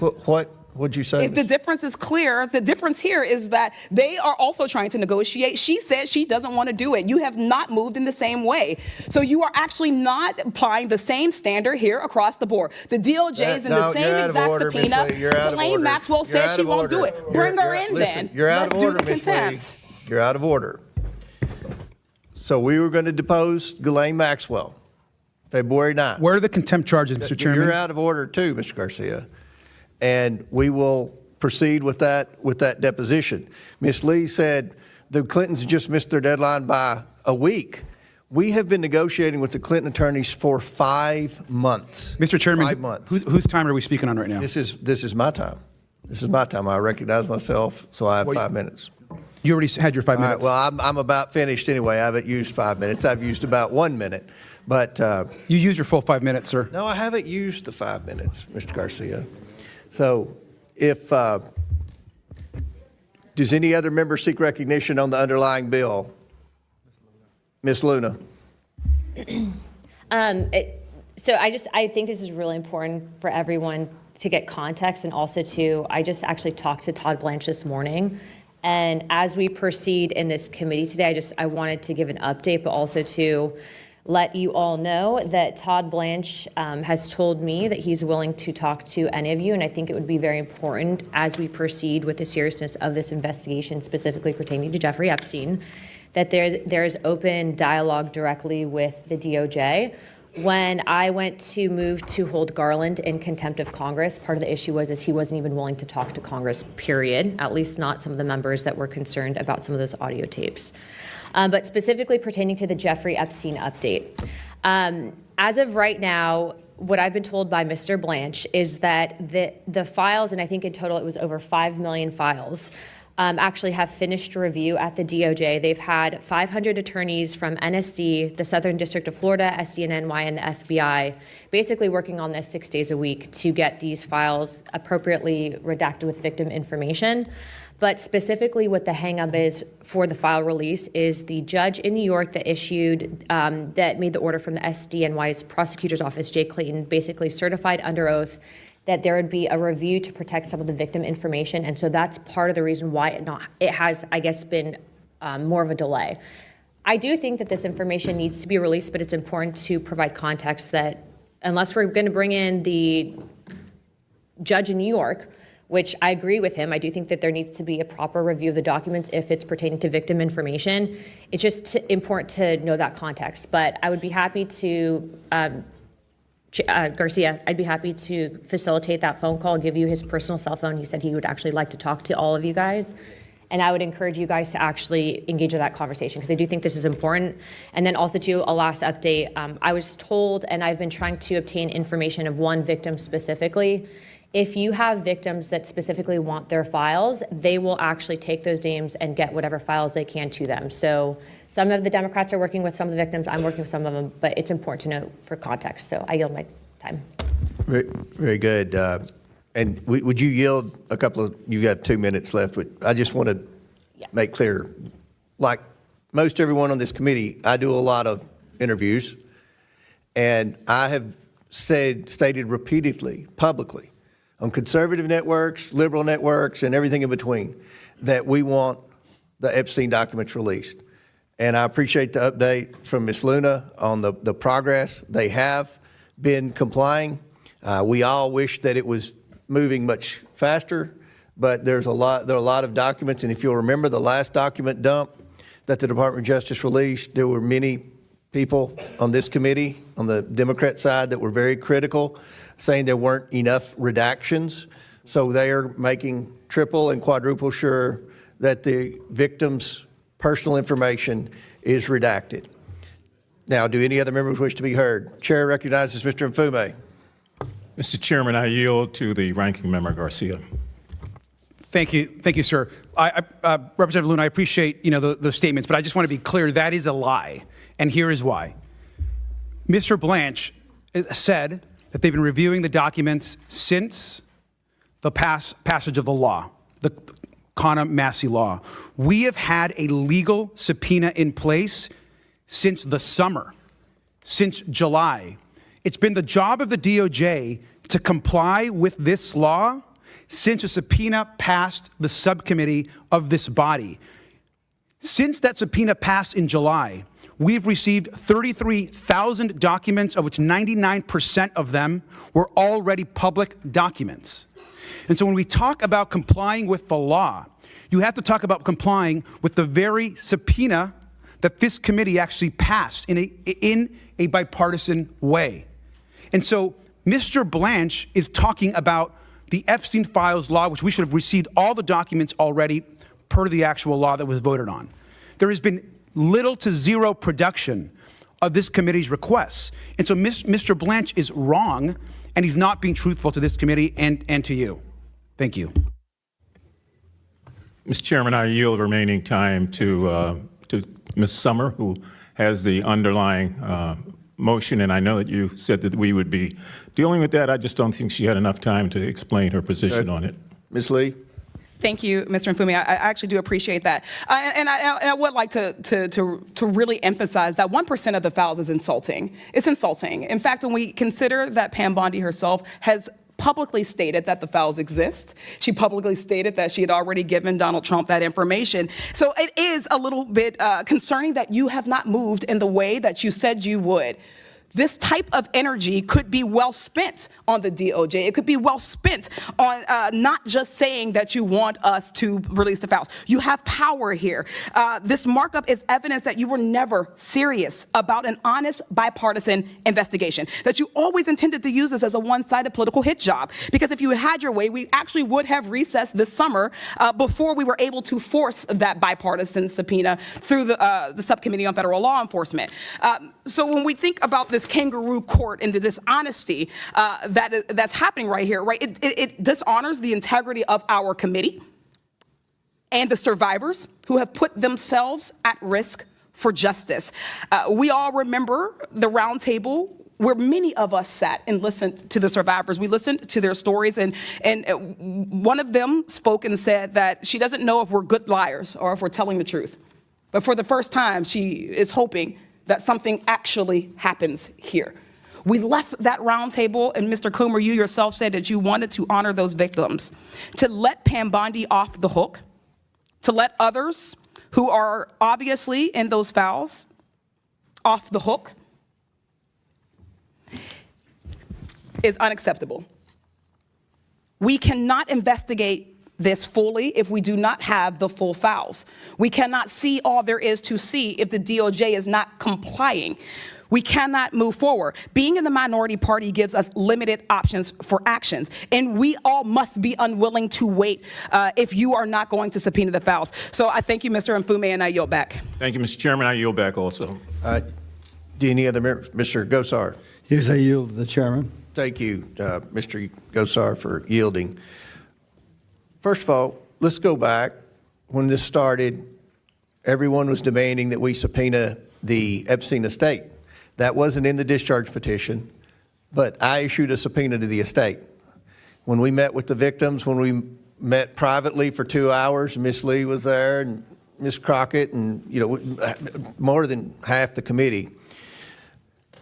They were demanding that we subpoena the estate, and we did. We got every document from the estate. There were people who said, oh, there are going to be a lot of questions answered.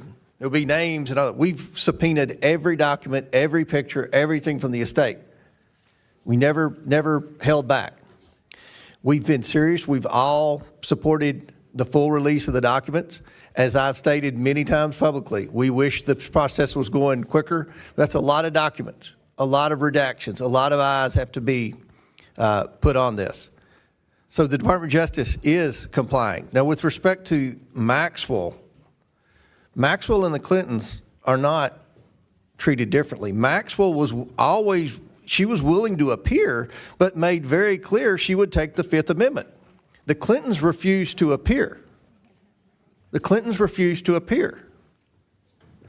And one of the proposals that Clinton made was if we would let Hillary Clinton off, then Mr. Garcia and I could travel to Mr. Clinton's house and bring one staffer and take notes, but no transcript. That's not even a thing, and you all know that. The media, I'm sure, would require a transcript. There's no real investigation without a transcript. So, what few counter proposals the Clintons' massive legal team has made aren't acceptable, and I don't think anyone is going to stand up here and willing to publicly argue that they were. So does any other member seek recognition? Mr. Frost. Thank you, Mr. Chairman. The American people deserve full transparency, and anyone who has relevant information about Jeffrey Epstein's crimes must be compelled to come forward and share with this committee. Wealth and power cannot shield people from accountability from this committee. It is the victims of these horrific crimes who deserve protection, not Jeffrey Epstein and the people associated with him.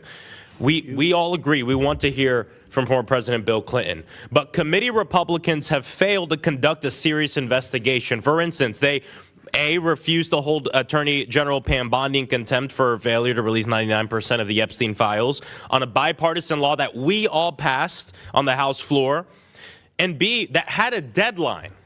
And B, they refused to hold Ghislaine Maxwell accountable for defying this committee's subpoenas. We all know that President Trump has a long-standing relationship with Jeffrey Epstein. His administration continues to obstruct the release of the Epstein files for this reason. We've seen photos of them together. Even Elon Musk posted, @Real Donald Trump is in the Epstein files. That's the real reason why they have not been made public. President Trump's own Mar-a-Lago club appears to come up often in connection to Jeffrey Epstein. From reporting, we know that Epstein was deeply involved with Mar-a-Lago. He was a frequent visitor to the club for years. The club sent employees, usually young women, to Epstein's mansion for massages, manicures, and other spa services. Staff members from the club made frequent calls to Epstein's home in Palm Beach, and on these calls, Epstein engaged in sexually suggestive behavior, such as exposing himself. And in 2000, Ghislaine Maxwell recruited Epstein's trafficking victim from Mar-a-Lago, where she was working as an employee. This committee must also investigate what Mar-a-Lago club members and the staff knew about Jeffrey Epstein's crimes. Getting documents from Mar-a-Lago is about uncovering evidence, holding these people accountable, and doing right by the victims of these horrific crimes. So we are all for making sure that we hear from everyone. I don't care if you're a Democrat, I don't care if you're a Republican. I'm tired of rich people trying to evade justice and accountability, period. But you can't do it just for the party you disagree with. You can't do it in a politically motivated way. So here's the opportunity to show it's not a politically motivated thing. Let's also make sure that we get these documents from Mar-a-Lago. So with that, pursuant to Clause 2K6 of House Rule 11, I move that the House shall subpoena the Mar-a-Lago Club and all entities under common ownership or control with the Mar-a-Lago Club to provide the House Committee on Oversight and Government Reform with 1. All documents, communications, and materials related to Jeffrey Epstein, to include but not limited to personnel files and records, client files and records, massage and spa services records, complaints and grievances filed against Jeffrey Epstein, internal communications, and billing statements. 2. A list of all Mar-a-Lago Club personnel who provided massages on behalf of the Mar-a-Lago Club between 1997 and 2003, regardless of whether such personnel were contractors or formerly employed masseuses or otherwise. And 3, a list of all Mar-a-Lago Club personnel who were employed as or acted as managers of the Mar-a-Lago Club Spa between 1997 and 2003. A motion was made by Mr. Frost. The motion is improper as the item is not on the agenda. Any other? Chair recognizes. So Mr. Chair, you want to use procedure to push back accountability? No, we're holding people accountable today. That's why we're here. Well, why won't you move to make sure that we get the relevant documents from Mar-a-Lago, that I just read this?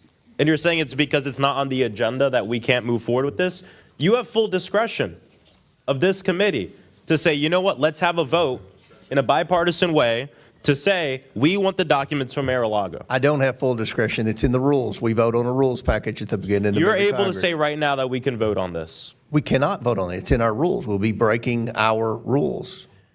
We have to apply to the rules too. We're not like the Clintons. No. You are hiding behind process to protect these Mar-a-Lago documents, and I think it's disgraceful. Chair recognizes Mr. Cloud. Thank you, Mr. Chairman. One thing was noted in the Clintons' letters is they said the subpoenas were illegal. I'd be curious to know if the ranking member thinks that they're illegal. And with that, I'd yield the rest of my time to you. Thank you, Mr. Cloud. I want to make sure everyone is aware. On February 11th, Attorney General Bondi will be appearing as the sole witness in front of the Judiciary Committee. Ms. Crockett is a member of the Judiciary Committee. I would assume, I don't want to speak for Ms. Crockett, but I would assume you'll ask her questions about the Epstein investigation and her progress towards releasing the documents.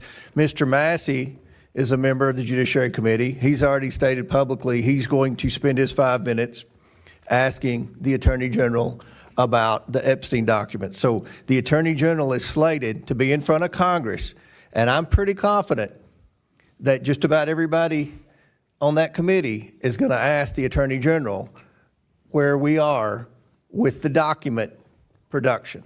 So I think that's important to note. February 11th, she's slated to be in front of the Judiciary Committee. And with the discharge petition, when the House voted for that, we issued the subpoenas for the Epstein documents. Then we all voted for the discharge petition. The discharge petition has jurisdiction in the Judiciary Committee. So she's going to be in front of the Judiciary Committee. The next week we're in session. So I think that's important to note. Do any other members seek? Okay, Mr. Lynch, then, yeah, go ahead. Thank you, Mr. Chairman. I would remind the gentleman, and I'm sure he knows this, that the Oversight Committee is the principal investigatory committee in the House. And we have a responsibility. It may be a shared responsibility with Judiciary, but we nevertheless have a responsibility. And we are the ones who issued that subpoena. This committee did.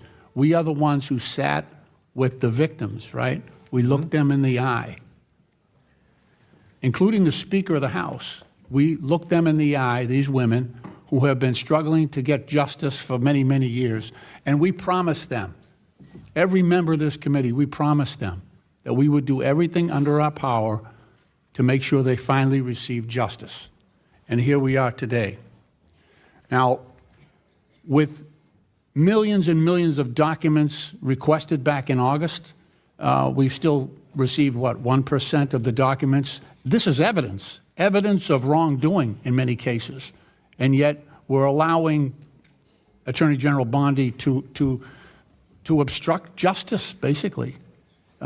Even the little bit of evidence that she has provided, she also included a statement that basically said, don't believe this evidence, there's a lot of falsity in these.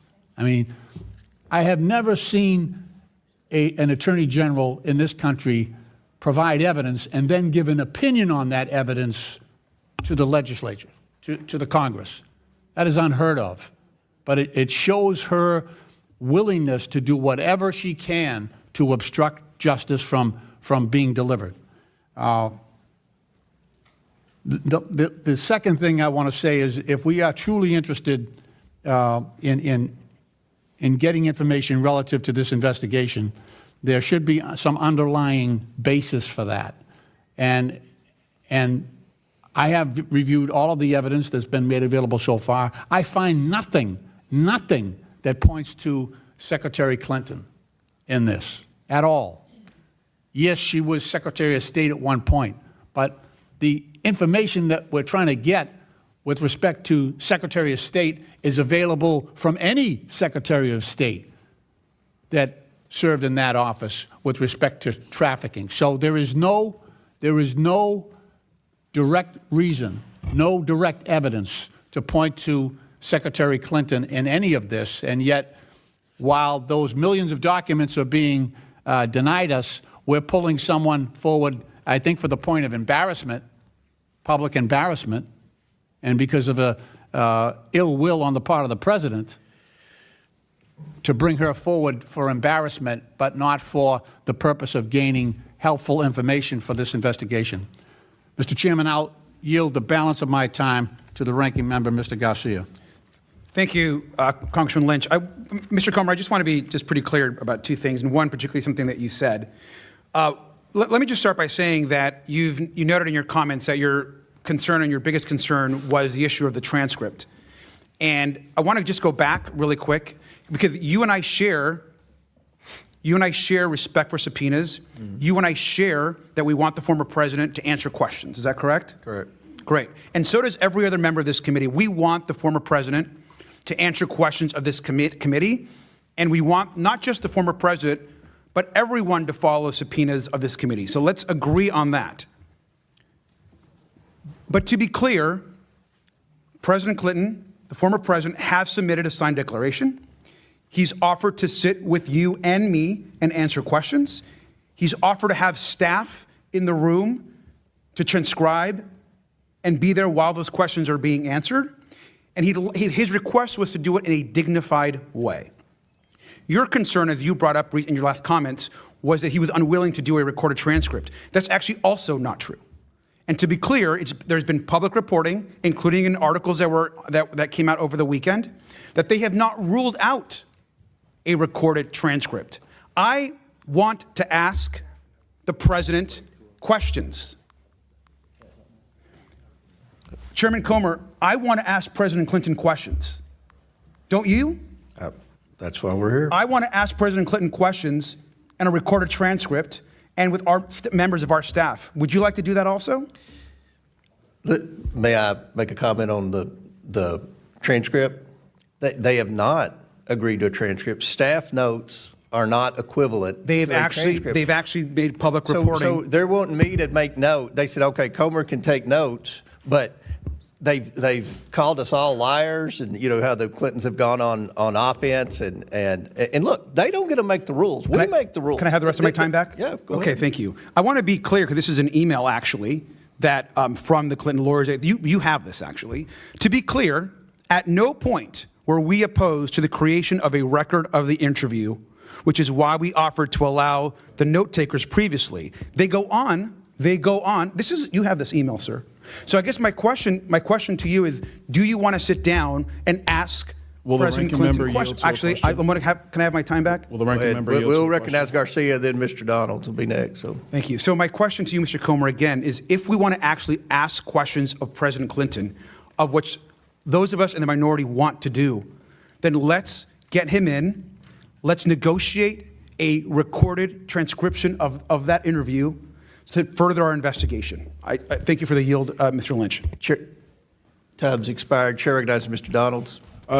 Chairman, point of clarification. both President Clinton and Secretary Clinton were subpoenaed by this committee to come in for a transcribed interview. Is that correct? For a deposition. Excuse me, for a deposition. Chairman, I've been in these closed depositions a number of times in my time being on the Oversight Committee. I fail to see what President Clinton's talking about with respect to a dignified manner. Every time I've been involved in any of these conversations, even when it was former President Biden's son came in for one of those, and I'm not trying to bring up all the Hunter stuff, it's just a point I'm making. I think everybody just take the temperature down, relax. Even those the closed door depositions have always been held in a dignified manner. Members have had questions outside of questions from committee staff, but members on both sides of the aisle had an ability to answer those questions. Those interviews are recorded. The transcripts of those interviews are provided to the public. I fail to see what special accommodations President Clinton and Secretary Clinton were looking for. Chairman, can you help me understand this? Or even a ranking member. I'm really trying to understand. I'm not trying to make a point. We do too much of that here. I'm trying to understand, because if we're holding a new meeting to replace what the committee already requested, my question is why? Mr. Garcia is willing to answer the question. Yeah. Thank you, Mr. Donalds. I appreciate the question. Look, I think the committee first, I'm not here to defend the Clintons, to be clear. That's their job is to negotiate with the committee, and in this case, you have the majority. Their job is to negotiate with the majority on coming in for a binding subpoena, to be clear. But I'll also note that this committee has historically made accommodations for a variety of folks. In fact, I think it is a bit hypocritical that when this very subpoena for the Clintons were actually made, I believe there were an additional 5 to 6 other subpoenas that were issued to numerous other members of former administrations, attorney generals, and so forth. Every one of those other subpoenas, I think maybe with the exception of one, were given special accommodations. In fact, they were actually allowed to just send their responses in writing. Is that correct, Mr. Comer? That is. May I respond to that? Yes, in just 1 second. And so accommodations are made. And so while every other folks in that group were given special accommodations, that's been typically the case. And I'll finally say just this. Like you, I want to have President Clinton answer questions.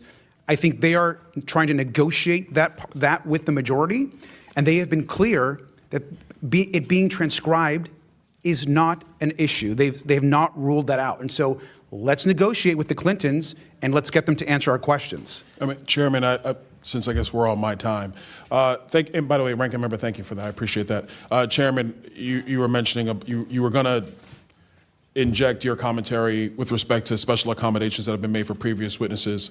I don't know if you want to expound on what the ranking member said or not.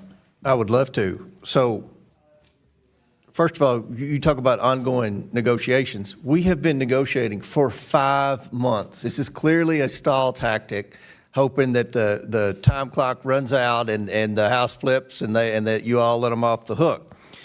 But secondly, you mentioned, and I mentioned this in my open statement, there were names on that initial list with the Summerlee motion and the Scott Perry amendment.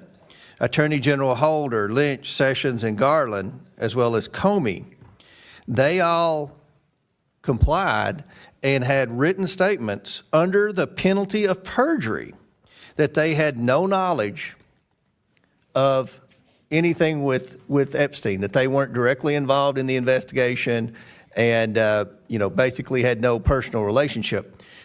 I think we would all agree the Clintons had a personal relationship with both Epstein and Maxwell. It's from the evidence that we've received thus far from the estate and all the other documents that we have thus far, it appears that Jeffrey Epstein visited the Clinton White House 17 times while he was president, and then post-presidency, it appears that Bill Clinton flew on Epstein's plane at least 27 times. So there's a huge difference between the knowledge and relationship with the Clintons and Epstein and Maxwell versus the former attorneys general. And another note, I don't know if it was Mr. Bell or whoever said that we only are interested in Democrats. We grilled Bill Barr and Alex Acosta, and they are very Republicans. In fact, they were members of the Trump cabinet. Now, I've been on the Oversight Committee 9 years. We've had 4 other committee chairs. We've had Jason, since I've been here, we've had Jason Chaffetz, Trey Gowdy, Elijah Cummings, and Carolyn Maloney. I don't ever remember a time, and I could be wrong. If I am, I'm sure you all will correct me, but I don't remember a time when Carolyn Maloney or Elijah Cummings subpoenaed a high-ranking Democrat to come in for a grilling. So to imply that this is partisan, that is just simply not true. We've already had 2 very high, the former Attorney General of the United States under Trump and the former Labor Secretary and U.S. Attorney. So we've done that. And then one other thing with the Clintons, and I'll yield back. One of the arguments the Clintons made, Mr. Garcia, was that our subpoenas were unlawful. Do you agree that the subpoenas we issued the Clintons are unlawful? I believe that all of our subpoenas that we have issued have been lawful, sir. Okay. Just any other members seek recognition? Ms. Brown, sir. Ms. Brown.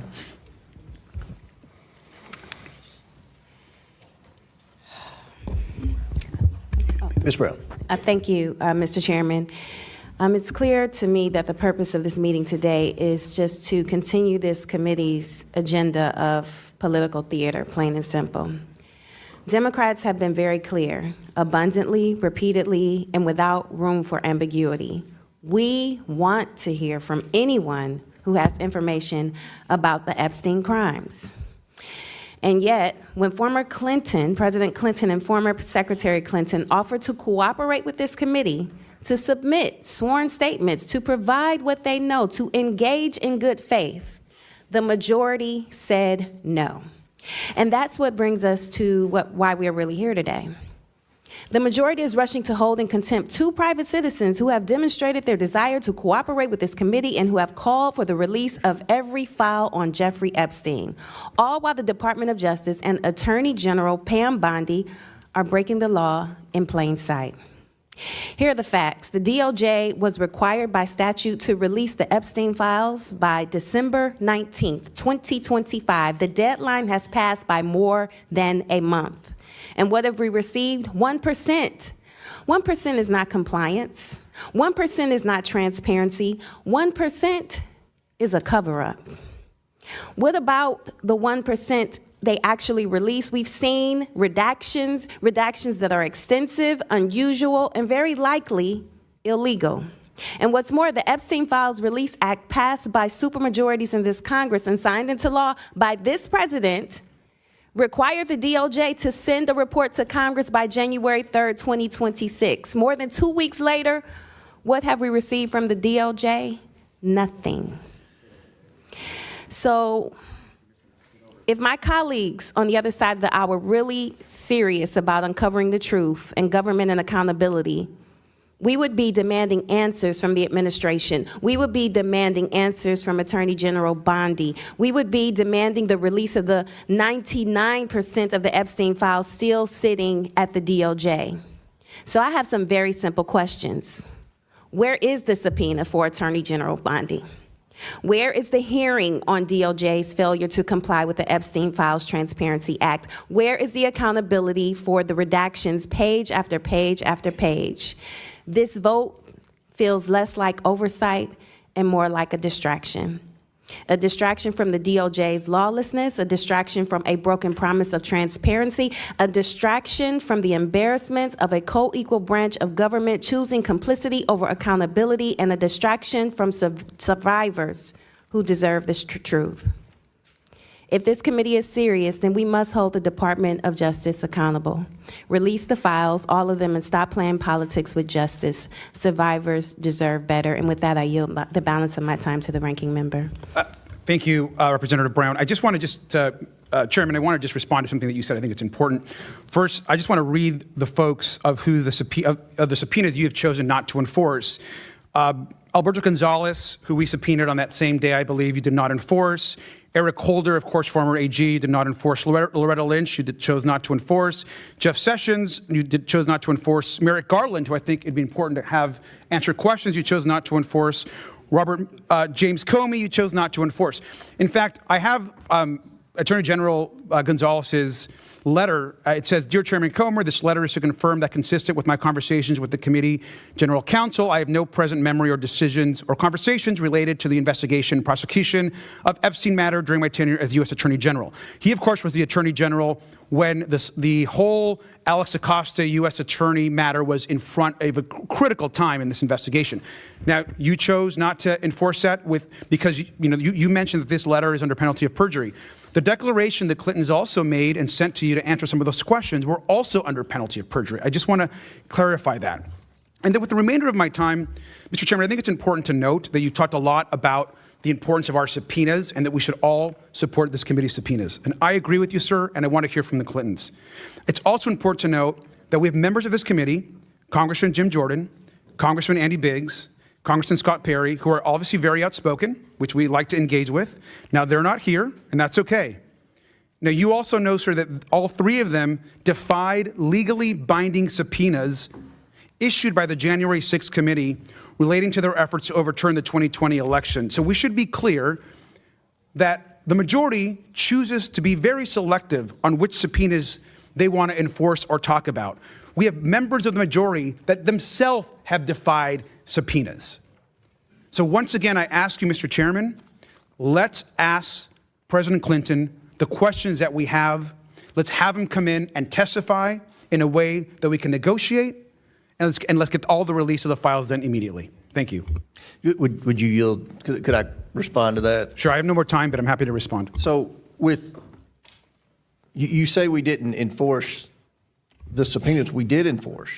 They complied and testified under the penalty of perjury that they had no knowledge. Now, the Clinton declarations were short bullet points, almost like talking points. And the evidence is clear that the Clintons did have relationship with them. Now, again, I've said publicly millions of times, there's no one's accusing the Clintons of wrongdoing, but the fact that they were that close, and the fact that I've never seen a sit-down interview with Bill Clinton where he's answered questions about his relationship with Epstein and Maxwell like the current president has. So we have complied and enforced all of our subpoenas, 100% of our subpoenas. So I just want to make that very clear. Can I respond to you, sir? Sure. Just to be clear, you're talking about two declarations. The declaration that you chose to use as something that you moved on to not bring him in was 1/6 the size of the Clinton declaration. I'm looking at the Alberto Gonzalez response to you, sir, that you chose to dismiss, and it is one sentence long. You just pointed out the Clinton declaration, which is 6 times as long. And so I just think you are using interesting points to make comparisons. Let's just be clear and get back to the facts. Let's bring President Clinton in to have a conversation with this committee. You are instead choosing to try to prosecute President Clinton and send him to jail, which is part of criminal prosecution, before having him answer questions to this committee. Him and his team have been trying to negotiate. We want to hear from President Clinton. I'm not sure that you do, sir. You don't think I want to hear from President Chairman Clinton? Comer, can I, Chairman? But before I recognize Ms. Luna, who'll be next, I believe, are you willing to accept those bullet points as testimony, or do you want to hear from Clinton? I want to hear from President Clinton. Then I don't know what the point is of talking about their bullet points. I mean, we all know they had a relationship. So. Well, sir, I'm just responding to the fact that you mentioned that you're dismissing other legal subpoenas with one-sentence answers. And you're the one that pointed out the Clinton's declaration, which is also under penalty of perjury. Do you think that Eric Holder or Lynch or Jeff Sessions or Merrick Garland had more? I mean, do you want to bring them all in? I would love to have former Attorney General Merrick Garland in front of this committee to answer questions as to why more of the files weren't released. I've actually said that publicly. And so, sir, I think what it comes down to is we all want to get to the truth. We all want justice for the survivors. And I think more information is better. And so I think our position is that it is clear to me that President Clinton is negotiating to come in front of this committee. And it may not be exactly what you and the lawyer and your team want to see as far as that negotiation, or you're not satisfied with the progress, but they continue to negotiate. They have not rolled out a transcript. Let's get them in front of this committee. Thank you, sir. Chair recognizes Mr. Gill, then Ms. Luna. Mr. Gill has a bigger, go ahead. No, who's next? Ms. Luna, go ahead, Ms. Luna, then Ms. Thank you, Mays. Chairman. I'd just like to remind the American people that I was the member that made the motion to hold Merrick Garland in contempt of Congress, and every Democrat voted against it.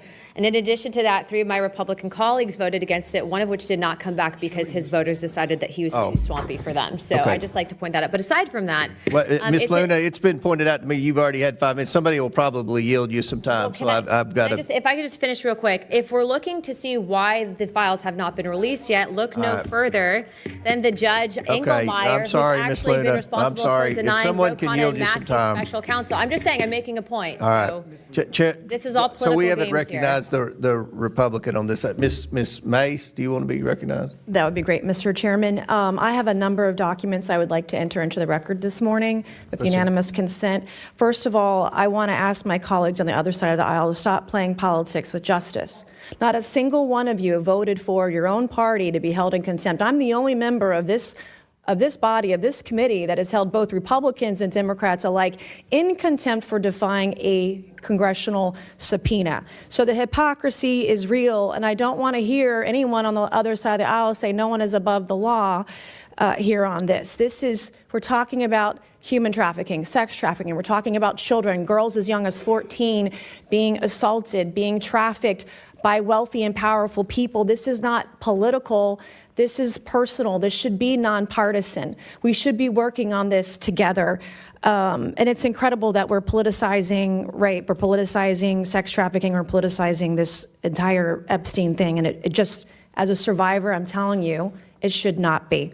And I've done a lot of work, Mr. Chairman, in advocacy and writing legislation for victims of abuse, male, female, and children, man, woman, and child.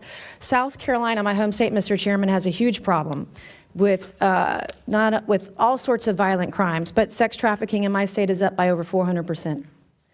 We have domestic violence in our state where you can't get a trial. And there was a case last year where a woman 2 years ago was kidnapped by her boyfriend, beaten to a pulp, her face just beaten in. 2 years after he kidnapped her and beat her, he murdered her on Mother's Day because our local solicitor refused to prosecute that case. And I have rogue solicitors and prosecutors and attorneys general who aren't doing anything to protect the people of South Carolina, women and children especially. Recently, my attorney general prosecuted a case against convicted pedophile Donald Gresh. Donald Gresh was convicted of having 1,900 images of toddlers as young as 3 being raped by animals. Donald Gresh, under the prosecution of my Attorney General Alan Wilson, served 1 day in jail. 1 day. Donald Gresh isn't the only pedophile, convicted pedophile, that we prosecute like that. My Attorney General Alan Wilson prosecuted this case. This is Travis Reed Gay.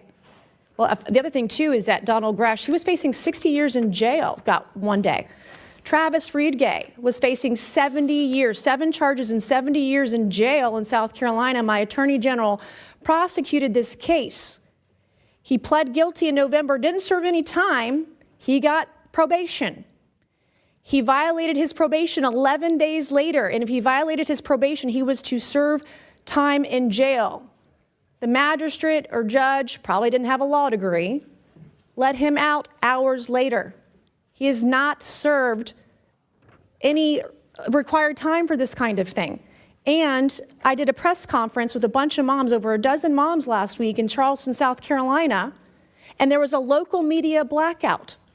I asked, was it my attorney general who prosecuted this case and led this pedophile out on the streets? Was he the one that led the media blackout? Well, I want my attorney general in my state to know that a young child came forward after seeing my press conference and recognized this man. She filed a police report the same day because he allegedly followed her in a park the week before. This is Scott Spivey, killed, shot with a bullet in the back, shot at 17 times, not prosecuted by my Attorney General. So I'm going to ask unanimous consent, Mr. Chairman, to enter those 3 images into the record. This is Weldon Boyd.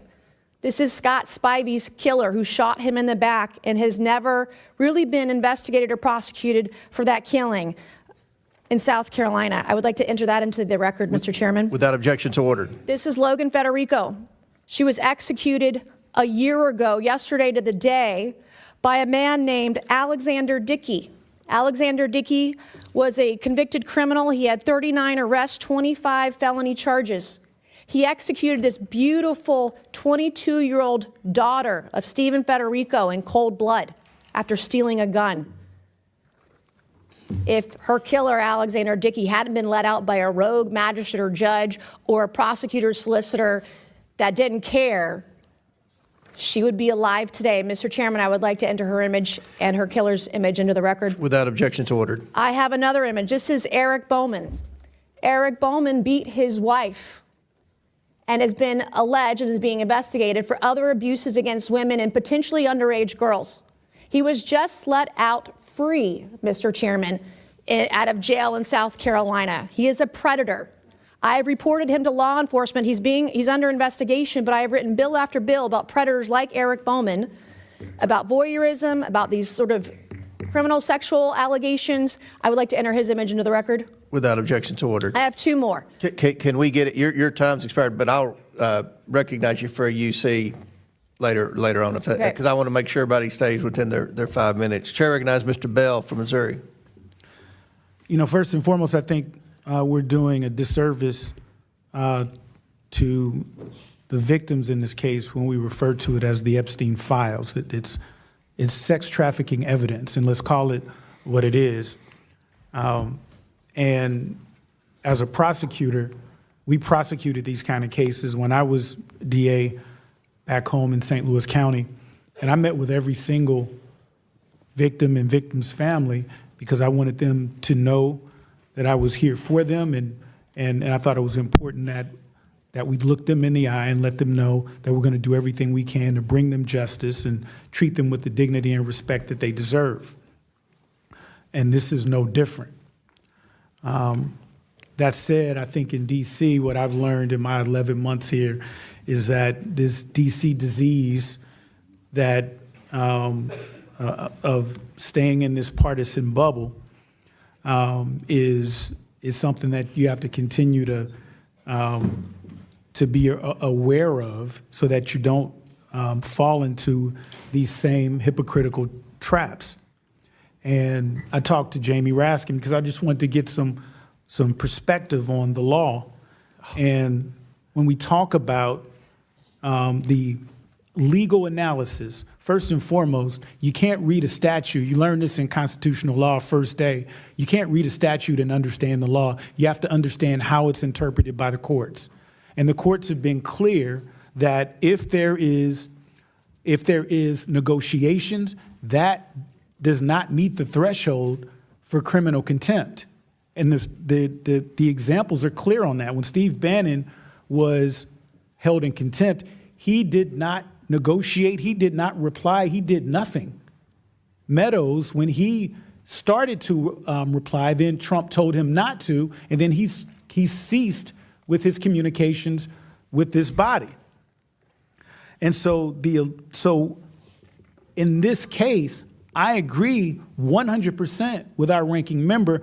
I want to hear from the Clintons. I think the victims we want to hear all the evidence. But what I know as a prosecutor is that we don't start doing depositions before we listen to the evidence. Now, if there's not evidence, okay, then there's other things to consider. But the evidence is here. There is evidence that has been duly voted on to be presented to the American people in a bipartisan manner, and of this evidence, we've received 1%. 1%. I mean, put this in perspective. There's 0%, and then the only thing you can do next is go to 1. That's it. We've got nothing. And now we're going to bring the Clintons in before we even have the evidence. That makes 0 sense, which is close to the 1 that I talked about. And so there's a legal analysis here. There's about what are we doing to ensure that we are doing a real investigation to get these victims the justice that they deserve. And so Ghislaine, whatever her name is, she needs to be brought into this body. And I'm hearing that, oh, well, she's going to plead the 5th. First of all, then let her. But secondly, legally, on most of these questions, she can't plead the 5th. On grounds that she's going to be incriminated? She's already a criminal. So let's bring her in. Let's do those things. Let's bring in every single person. I don't care what they are, Democrat, Republican, and I've said this publicly, and my mother got on me about this. I don't care if my mother is in the Epstein files. We need to see 100% of the Epstein files to ensure that we are doing right by these victims. The illegal analysis does not support criminal contempt. A real investigation, a fair, bipartisan investigation would lead us to the conclusion that we want to hear from the Clintons, that we want to hear from everyone. But right now, we don't even know who else is in the Epstein evidence because Pam Bondi has not turned over that evidence. And that's the massive violation that we're seeing, that my colleagues on the other side of the aisle don't seem to have any urgency about, the massive violation of the law. And Pam Bondi needs to be here to answer those questions. But that is like, oh, well, we'll put it off. We'll get there. We're working with them. I'll yield the remaining. Sorry, Ranking Member. And before I recognize Mr. Gill, I want to point out February 11th, Pam Bondi will be in front of the House Judiciary Committee. February 9th. February 9th, I'm sorry, February 9th. February 9th. February 9th is Ms. Maxwell. Miss Maxwell. And February 9th, we're deposing Miss Maxwell. February 11th, Pam Bondi will be in front of this committee. So there's a lot of wheels moving right now. Chair recognizes Mr. Gill from Texas. Thank you, Mr. Chairman. I just think it's worth pointing out that the obvious reality here is that the Clintons are doing everything they possibly can to not come testify before the committee or have any real transcript or information about his engagement and involvement with Jeffrey Epstein over a long period of time. I mean, we've been working for 5 months to nail down a date for a deposition, working in good faith in the entire time. The Clintons have been evading this committee, at one point even deciding that they were going to propose Christmas Day, Christ's birthday, as a date for a deposition. I mean, that's not good faith. At one point, they proposed that instead of doing a deposition, they're going to have Chairman Comer and a staffer and a note taker go up to New York City, where they could ask Mr. Clinton questions and create 2 different sets of records about what Clinton said. That's obviously quite different than having an official court reporter precisely write down the words from the former president. Competing staff notes are simply not going to cut it. So we've spent 5 months working on this. It's about time that they comply with a lawful subpoena like many other people have. And there's some suggestion that we're selectively choosing who to enforce these subpoenas against. I mean, as you've pointed out multiple times, Jeffrey Epstein visited the White House 17 times. He flew at least 26 times on Epstein's private plane. There's a clear, long-standing, obvious connection between the Clintons and the Epsteins, and I think we need answers for that. And I hope that we get that, and I hope that our colleagues on the other side of the aisle will join us in that. And with that said, I'm happy to yield 2 minutes to my colleague, Ms. Anna Paulina Luna. Thank you. I'd like to just say that I do agree with some of the sentiment of both of my colleagues, to include Mr. Bell, who actually just spoke to wanting justice for the victims. But it's important to note that the reason why the files have been delayed in release is because of Judge Paul Engelmeyer in New York. This judge specifically ordered the SDNY to do a second review and for those documents to then be certified by U.S. Attorney Jay Clayton. So if you want to get mad at someone, look no further than Judge Paul Engelmeyer, who then also, at the same time, just denied Massey and Ro Khanna's motion to appoint a special master. So we can argue back and forth all day long about where the files. I want to see the files too. I want everyone to come in and answer questions. But look no further than this person. By the way, this person's not a Democrat or Republican. I think this person actually might be an independent. But if you're wondering where the files are at, that is the truth of the matter. That's it. As soon as those files come out at the DOJ, we're going to get them. And by the way, I will remind people that weren't here earlier, Todd Blanche will get on a phone call with people here. And after this, I'm going to go walk over Todd Blanche's cell phone number to Chairman Garcia and to Chairman Comer so they can both get on a call. I think it's important to open dialogue, okay? But the point is that we have to know the facts, and those are the facts. So look no further than Judge Paul Engelmeyer. Again, he's the one person that appointed the review, a second review, and then once those documents are then reviewed, then it goes to the DOJ. But you can't fast track the process. Ask a question? Yes. Okay. Are you suggesting that the reason for not receiving 99% of these files is this judge? Not 20% of the files, 30%, half of them, 99% of the files, some of which are already public? From what I've been told, and this is why I would encourage you guys to talk directly to the DOJ on this, is that there was a second review ordered. I don't know who all is in charge over in New York specifically doing that second review, but I do know that at least with the DOJ, they are officially done reviewing all the documents that they had left, right? They had 500 attorneys. I actually said this earlier, that NSD, Southern District of Florida, SDNY, and the FBI, there was 500 lawyers working on this to review all the documentation. They're officially done with that. Now, I don't know what the second review process is because I'm not internally at the DOJ, but what I will tell you is when you have this judge then also turning around and denying Ro Khanna and Massey's motion to appoint a special master, which I think Mr. Khanna can probably speak on, I think that that's shady. And I think that it's really terrible that we're sitting here arguing at each other, pointing fingers, when it's this one guy who no one seems to be mentioning that's actually stonewalling it. So I'm here for it. I want all the documents, and I do think that we're going to get those documents. Do I think it's going to be rushed? Absolutely not. I don't want to rush the process, but I will also encourage you guys, just as I did this morning, I got a victim-specific information. The DOJ has said that they will release whatever files they have pertaining to her directly, and she had not up until recently been able to, I think up until today, get that because, frankly, a lot of these victims' portals go to just, I think, empty inboxes. But the point is that it's important for context. So I yield my time. I have a question for the chair. Well, you're Rex. Before I begin, I have a question for the chair. I just want to clarify, when you said Pam Bondi's coming on February 11th, is she coming to this committee? She's coming to the Judiciary Committee. So is she coming to this committee at all? Well, we'll see how the Judiciary... Is she scheduled to come to this committee at this point? I've said she's not scheduled to come to the committee. She's coming in front of the Judiciary Committee. Okay. Chairman, You're recognized, Mr. I'd like to yield 30 seconds to Ranking Member Garcia. Thank you. Just really briefly, I appreciate Representative Luna's interest, I know, in the survivors. So I do appreciate that. I just want to be very clear and clarify. Judge Engelmeyer has nothing to do, his rulings have nothing to do with the legal subpoena passed by the Oversight Committee last July.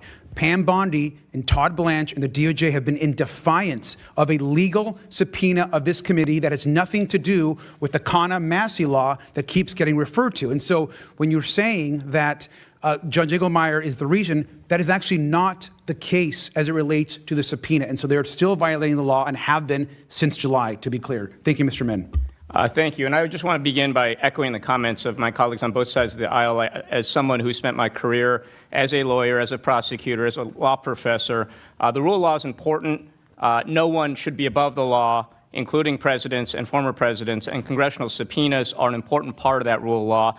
And I think the Clintons should be here. I think it's very shameful that they're not. But I also have to admit I'm very troubled by this criminal contempt motion. As a lawyer, I know that I don't know this area of law, criminal contempt. So what I did is what any decent lawyer does. I asked people who do know this area. I called a number of colleagues, former colleagues, people who are former DOJ attorneys, experts in this area. And it's hard to get 10 lawyers to agree on anything, but they all agreed that this was unprecedented, that under a normal administration, a normal DOJ that's not politicized, they would never bring criminal contempt charges in these circumstances. And I say non-politicized DOJ because many of us are very concerned that this Department of Justice has become weaponized under this administration. Under Pam Bondi, we have seen them go after Trump's political enemies, including people like Adam Schiff and Latifah James with bankrupt charges. We've seen them refuse to investigate an ICE agent who clearly shot and killed a woman at point blank. We've seen them fire line attorneys who refuse to go along with indictments that they describe as political and illegal. Now, the closest comparison to this particular criminal contempt case is Steve Bannon. And there's well-established precedent here. Steve Bannon refused to answer, saying he would only answer questions from this committee if Trump told him to do so. That wasn't like delaying or obfuscating. That is willful defiance. And that's what the courts found, and that's why he went to jail. And again, while I think that the Clintons should be here, what we're proposing here is a very serious matter, bringing criminal charges against a former president of the United States. And I listened to you very carefully, Chair Comer, for the last hour, and I heard you describe them as delaying, as dragging their feet, negotiating for 5 months. But I never once heard you say they just outright refused to comply with the subpoena. And dragging your feet is not the same as noncompliance. It's not the same as contempt. And so if we think they're dragging their feet or obfuscating, there are lesser things we can do, including civil contempt. And I have to ask, like, why are we not thinking about alternative measures rather than bringing criminal contempt against a former president? And I also want to point out that on November 14th, and I want to ask unanimous consent to enter this into the record, Donald Trump wrote a Truth Social post in which he demanded that the Republicans go after Bill Clinton, Reid Hoffman, Larry Summers in relation to Epstein. Later that day, Pam Bondi announced that they would be bringing investigations. And now that we saw later that this committee brought subpoenas against the Clintons. This seems very political, and the people I talk to in my district view this entire matter as politicized. They view this as why Bill Clinton. And look, if Bill Clinton is guilty, let's put him in jail. But what I have a problem with right now is that we seem to be doing something that is unprecedented for Bill Clinton. We're bringing criminal charges against him, potentially, that we would not do for any other individual in these same circumstances. And that, again, is not my opinion. It's the opinion of everybody I talk to. It says it's not a close matter. And so I have deep concerns that this looks like a political witch hunt against Trump's critics, that it will be referred to the Department of Justice, that we have seen as politicized. Many of us had deep concerns that they are breaking the law on a daily basis. So I have trouble with this. I don't know yet how I'm going to vote, but I'd love to hear from you, Mr. Comer, why we did not pursue alternative measures, particularly when the Clintons, by all accounts, were actively negotiating, and whether you thought that their offers were not sufficient. They don't strike me as noncompliance or defiance of this subpoena. Mr. Min. Mr. Min, will you think yield for a for question 5 real quick? months, I mean, you just want to keep negotiating for 12, 11 more months and hope. Willful noncompliance is my question to you. I mean, why not let's civil contempt or nobody's something like that? buying what you're selling. We've been negotiating for 5 months. Why 5 not months. civil contempt or some alternative? Can I make a months. suggestion, actually? And I don't yield my time to you. I yield it to Mr. I've already Chairman, answered your Chairman, question. I can I yield make- back then. All right, Chair now recognizes Mr. Higgins. Thank you, Mr. Chairman. Request unanimous consent to enter into the record the minutes of a hearing conducted by the Federal Law Enforcement Subcommittee on July 23rd of 2025, over which I presided as chair. That was the subcommittee, to clarify for America, where the original subpoena driven by the Democrats and Ms. Lee, the original motion to subpoena the so-called Epstein files was introduced. Unanimous consent to present. Without objection, so ordered. Yes, sir. So within that is minutes. Here's the original motion from the Democrats. Move that the subcommittee issue a subpoena. Listen carefully, you alleged journalist and you, the beloved American citizenry that's paying attention to this.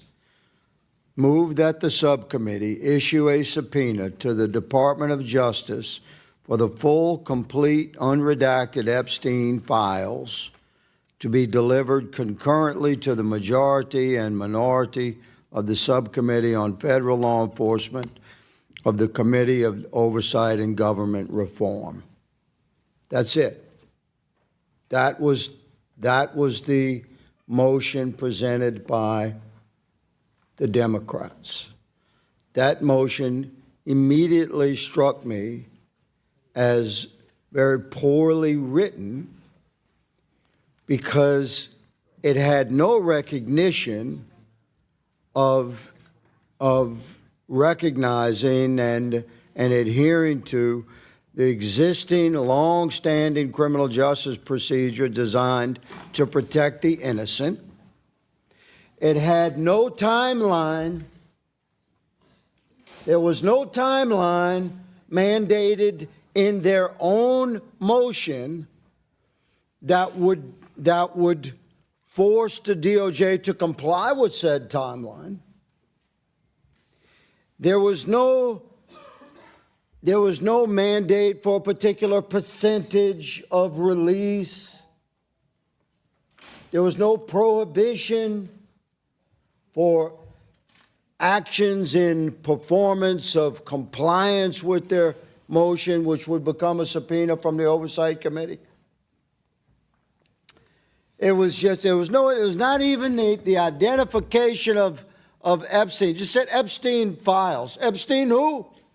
You think the DOJ has not prosecuted more than one Epstein in the history of the DOJ? It was very poorly written. So, Republicans, noting that there were a lot of people missing from this, if we were going to do this, allow it to move, there were a lot of people missing. So Mr. Perry introduced, I remind my colleagues that this is my time. You recognize the decorum of this Oversight Committee. Perhaps you'll be recognized to speak. Mr. Perry introduced a motion to amend the motion to subpoena by the amendments to include William Jefferson Clinton, imagine that, use the whole name, and Hillary Diane Rodham Clinton, amongst others.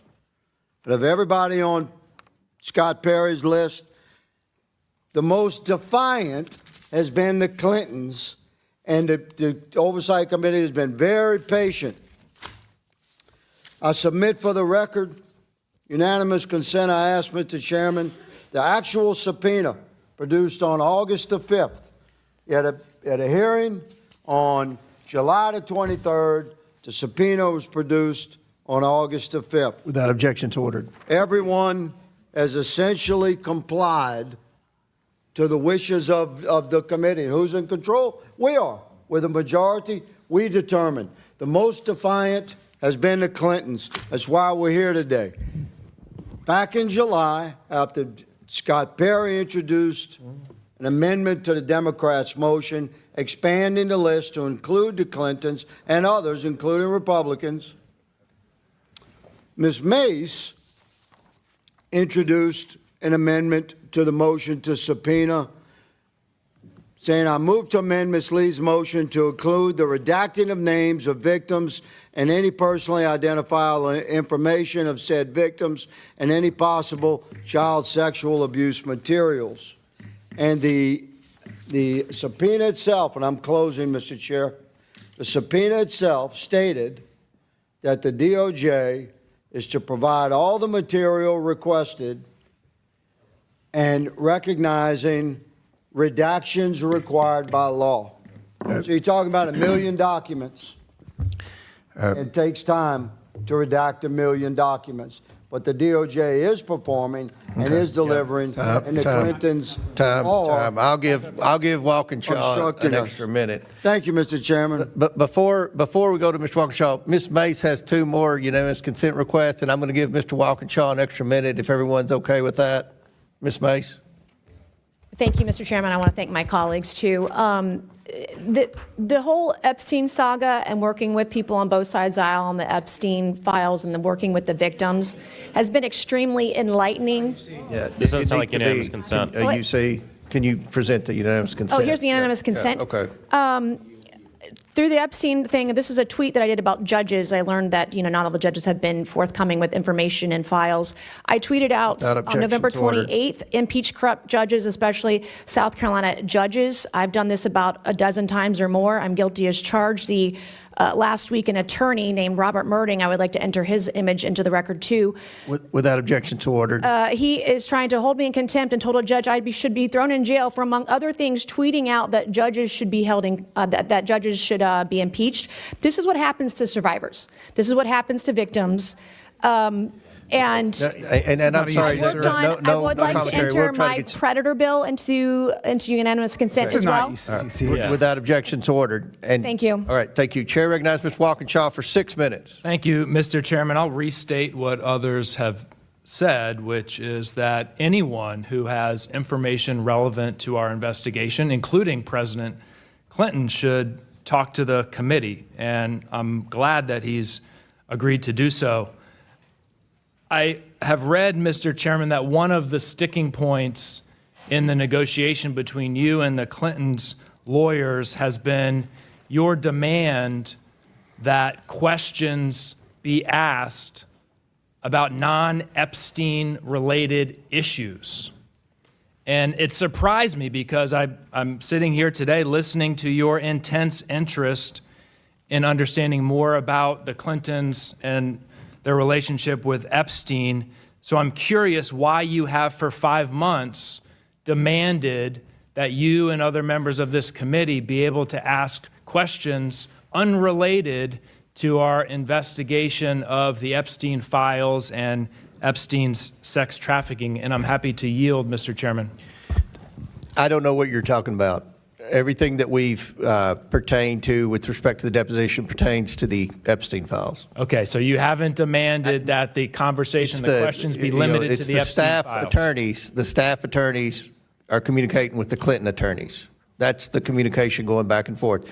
This investigation is about the Epstein files. Okay, so you're willing, and you'll say here publicly, you're willing to have that conversation that limits the conversation, the questions just to the Epstein issue and files. Okay. Yes. All right. I think the Clintons' lawyers have been under a different impression, so we made a little progress. The Clinton lawyers are full of crap. Made a little progress on the negotiation here today. Thank you, Mr. Chairman. We're 32 days past the statutory deadline and months since this committee's subpoena, and Congress has received, as we've heard, just 1% of the files. More than 5 million pages remain hidden. Instead of holding the Attorney General accountable for this failure, the majority is trying to change the subject today.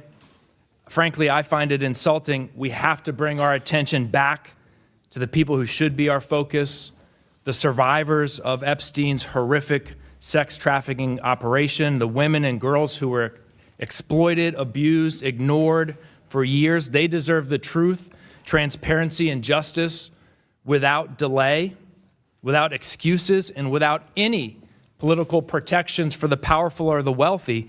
That's what we should be doing. Not scoring partisan points, not creating distractions, working to uncover the full scope of his crime so the survivors can see accountability. And if we're truly serious about justice, we can't ignore one of Epstein's most well-documented associates, President Donald J. Trump. We have documented communications, including a signed birthday note from Donald Trump containing explicit sexual references and referencing wonderful secrets between them. Emails from Epstein saying that Trump, quote, knew about the girls. Donald Trump acknowledging he knew Epstein was a, quote, creep and that Epstein recruited girls and women from Mar-a-Lago. Trump saying he wants to cover up the files because, quote, my friends will get hurt. If we're committed to transparency and justice, why is that off limits for this committee? Why is his name absent? Why no discussion of Attorney General Bondi's refusal to comply for months with this committee's subpoena? Why no contempt for Attorney General Bondi? What we're witnessing today is not oversight, it's not accountability, it's part of a cover-up, a diversion. And it didn't start today. Despite clear legal requirements in a law that Donald Trump signed, a subpoena that you signed, Mr. Chairman, and repeated public promises, Attorney General Bondi has failed to release the files. It's entirely within her control. And yet only 1% has been produced, more than a month late. And even that sliver is so heavily redacted that it mocks the law. It mocks the law. And it mocks this committee's subpoena. And let's be honest about the transparency that Attorney General Bondi has provided. This is DOJ Epstein data set number 4. It's number 4.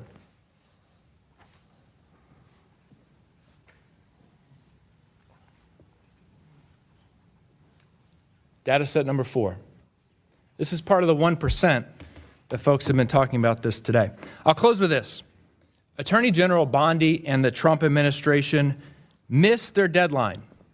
They're ignoring our subpoena. They've withheld 99% of the files, and they have obscured the little that they did release. It's not a coincidence. It's intentional. It's about protecting one man, Donald J. Trump, from accountability. Release the files. I yield back. Chair recognizes. Mr. Chair, have unanimous consent request? Okay, I'll recognize you for that. Mr. Chairman, I ask unanimous consent to enter the record a political article entitled "Clay Higgins Explains Why He Was the Lone No Vote on Epstein Files Release." Without objection to order. Chair recognizes it'll be on our side, Mr. Perry, then Mr. McGuire. Mr. Perry. Thanks, Mr. Chairman. I'm disappointed at where we're headed here. Look, I think that legitimately both sides want all the information. I know I sure do, with the proviso that the victims and innocent people are not damaged in the release of that. What's interesting to me is that the only time my colleagues on the other side of the aisle want to talk about any of this is when they can bring up the current president's name, but they're not interested at all in anything else. And I would just say this regarding the timeline, because I'm frustrated with it too. You know what would have been great? Would have been awesome if we could have truncated the timeline when the Democrat DOJ was in power under a Democrat president and there was any investigation whatsoever.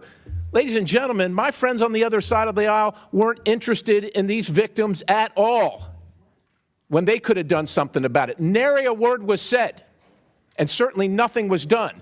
All this advance work could have been done by them had they cared. But this is not about caring about anybody. This is all political theater because they hate the current president of the United States. I get it. It's disappointing to me. These victims should have their day, and they should, all this information, regardless of who it touches, should be out, with the proviso that the innocent are protected.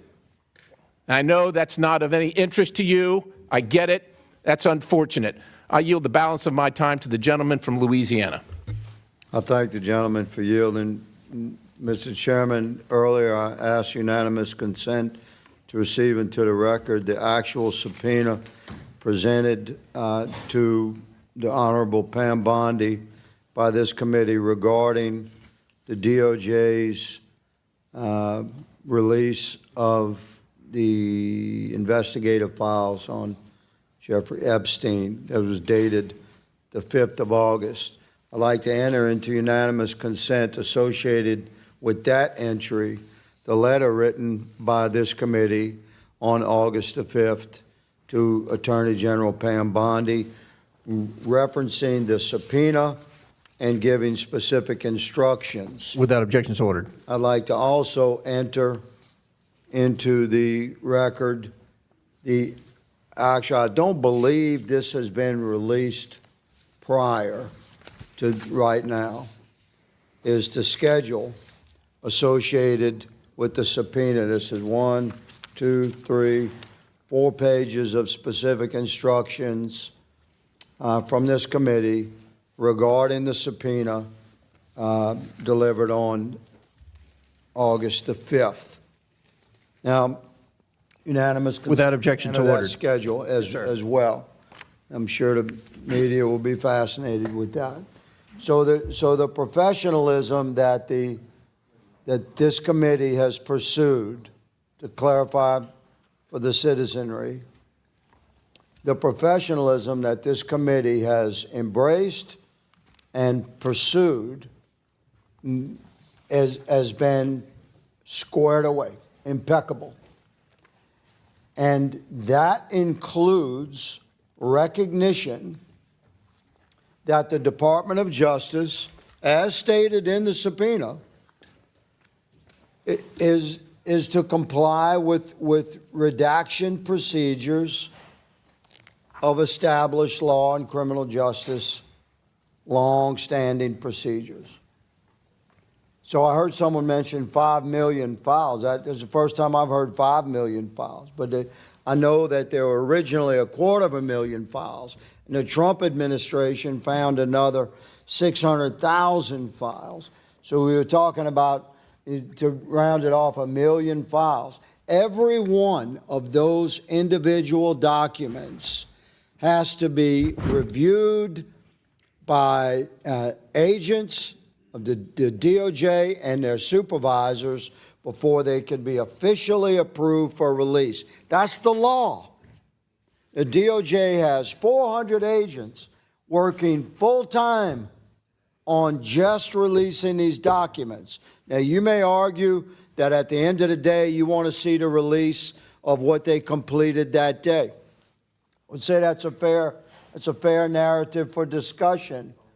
But to say that DOJ is not fully engaged in complying with our subpoena is not accurate. It's not intellectually sound. And, Mr. Chairman, I appreciate the opportunity to offer into the record these official and legal subpoena documents. I yield. Without objection, so ordered. Mr. Chair, I have a unanimous consent request. Okay, Mr. Frost. I have two articles. One is from Politics PA. Quote, Representative Perry referred to the House Ethics Committee for refusing subpoena.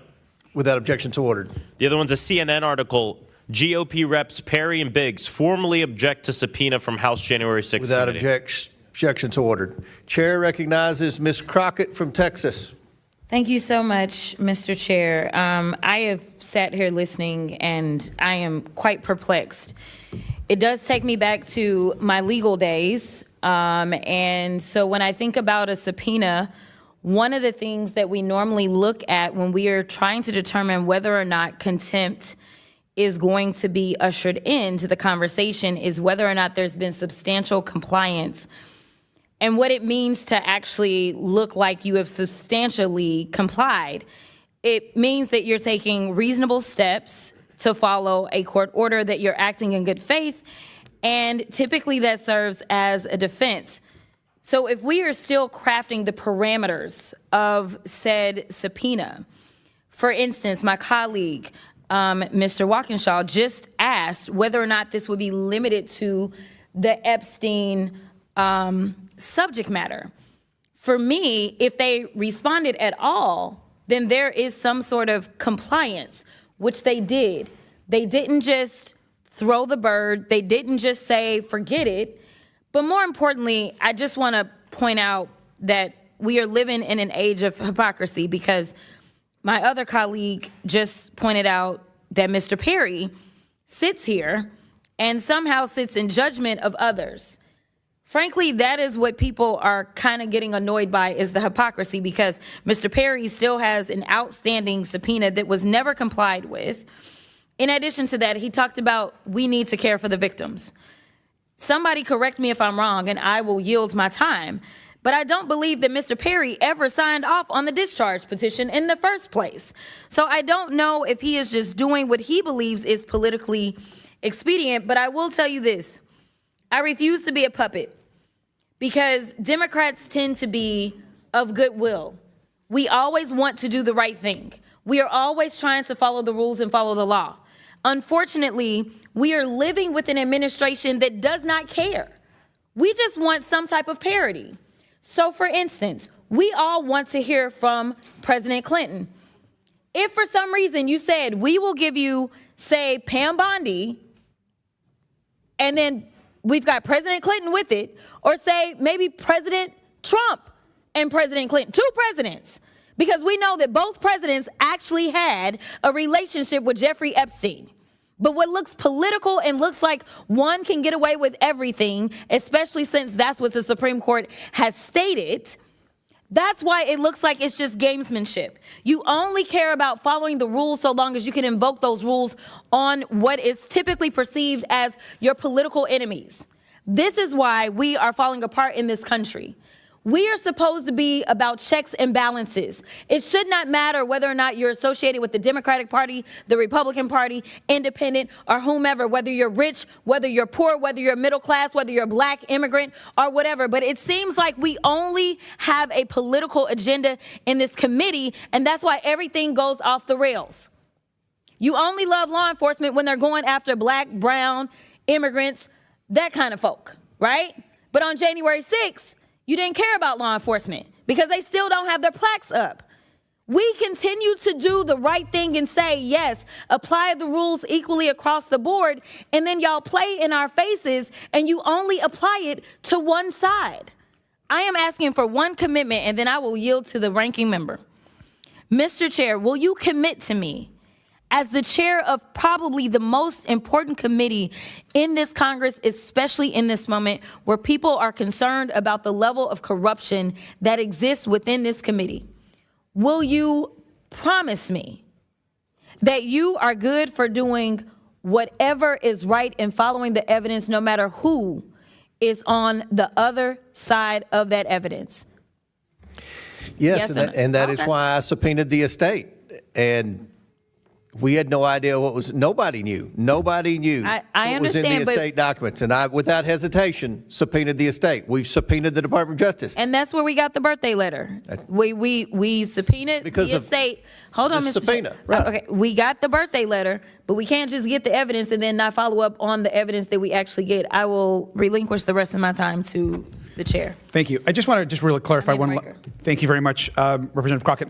Just to back to Mr. Walkinshaw's point, I think it's important to clarify that in communication, Mr. Chair, with your team and the back and forth with the emails, the Clinton team made it clear that they wanted to answer questions about Epstein, but that was not something that your team agreed to, only about Epstein. And so that's, I just want to make sure to clarify, and I appreciate you clarifying, Mr. Comer, that you said that you would limit the questions to only Epstein. Is that correct? That is correct. I And think what the that's- Clinton said that is not true. What their lawyer said is a complete lie.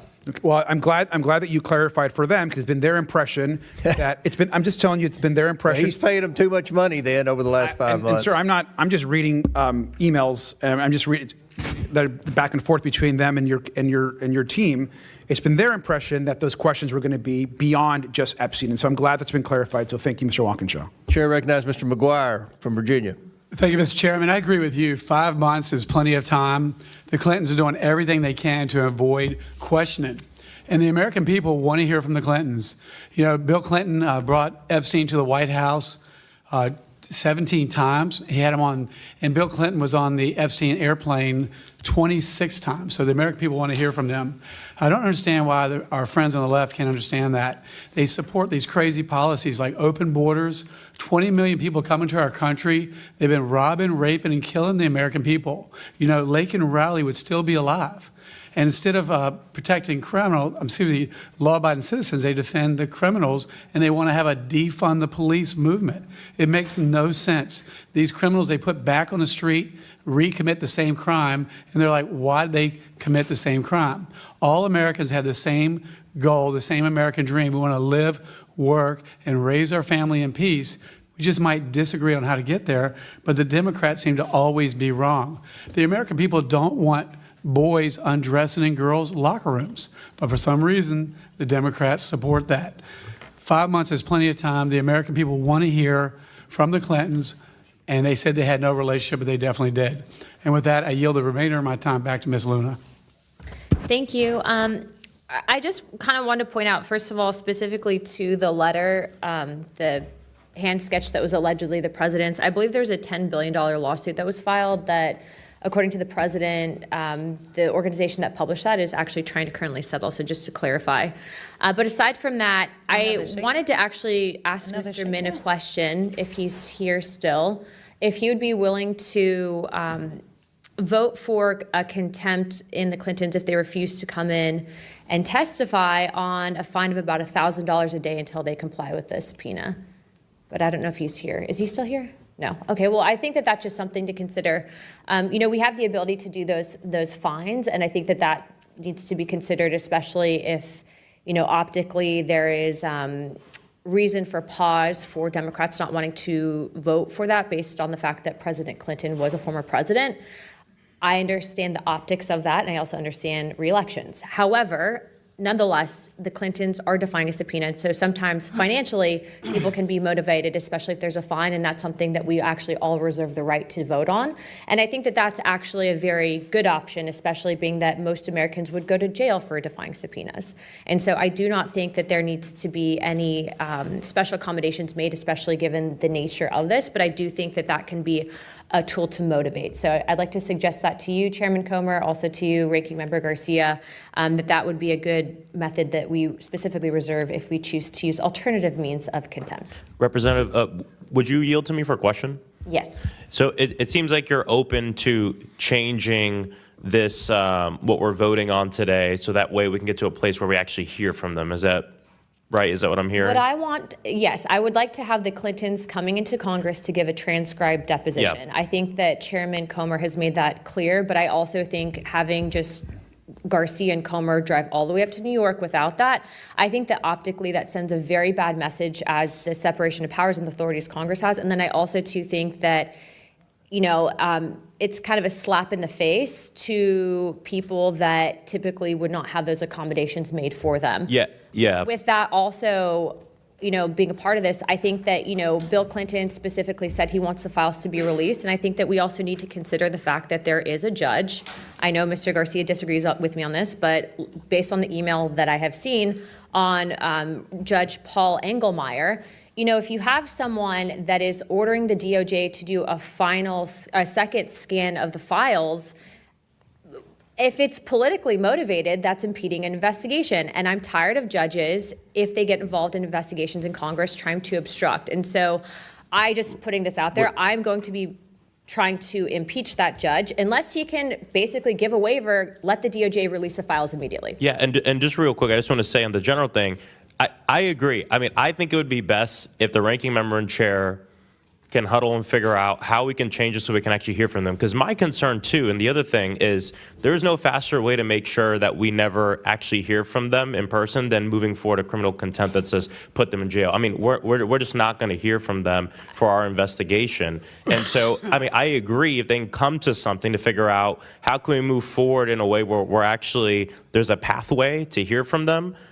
I'm for that. So To be clear, I do not agree with what the Clintons are doing, okay? And I think that they need to come in here to explain. But I do think that when you go after someone's pocketbook, I think that they quickly change their tune, and I think that they might be compelled to come in. I also don't want to set the precedence, though, that, just because you're a president means you're outside of this, justice. And that's basically what it would be doing. And so, Chairman, I will let you direct the ship on this, but that is my suggestion. Thank you. Chair recognizes Ms. Ansari. Thank you. I'm going to start by yielding to the ranking member. Thank you. And I want to just respond to Ms. Luna and Mr. Maxwell as well. Just to be clear, I think two things can be true. It can be true that we want to hear from the Clintons and that it's important that we hear from them and that we want to enforce our subpoena. I think it can also be true that they have also begun clearly making efforts to answer questions by declaration, to negotiate coming in, to give testimony. They've made offers to obviously be in, their initial offer was to do that testimony outside of Washington, D.C., with the leadership of the committee and staff. They have been open to transcription. And so I just want to re-emphasize that I think there is room here to continue to negotiate and get the testimony that we need. In addition, I am incredibly thankful that we're finally moving forward on ensuring that Ghislaine Maxwell come before this committee, that we're going to get Pam Bondi finally in front of this Congress. We need to release the files, get that testimony, and of course, ask the questions that this committee has of President Clinton. I think that is all fair, and I hope that's the direction that we end up moving in. Thank you. Ms. Ansari. Thank you. Given much of what we've heard today, and especially in light of some of the hypocrisy that we've heard today, I just want to walk through the timeline of Donald Trump's cover-up of the Epstein files, because I think it's important for folks to remember how we got to this point. This was a series of deliberate decisions made at the highest levels in the White House and the Department of Justice to keep the truth hidden from the American public and the survivors of Jeffrey Epstein and his allies' abuse. Let's start with what the president said during his campaign trail repeatedly. At multiple points in 2024 when running for office, Donald Trump said he would, quote, declassify the Epstein files. He used it as a rallying cry to win over voters. In October 2024, J.D. Vance said, quote, seriously, we need to release the Epstein list. But the moment Trump and Vance had power in the White House to act, that commitment disappeared. That's when the cover-up began. On February 27th, 2025, Pam Bondi said that she was releasing the Epstein files with her statement, quote, this Department of Justice is following through on President Trump's commitment to transparency and lifting the veil on the disgusting actions of Jeffrey Epstein and his co-conspirators. Then it became clear, very clear, that Donald Trump did not, in fact, want information about Jeffrey Epstein and his crimes revealed to the public.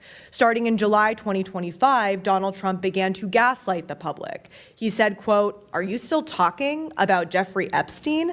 This guy's been talked about for years.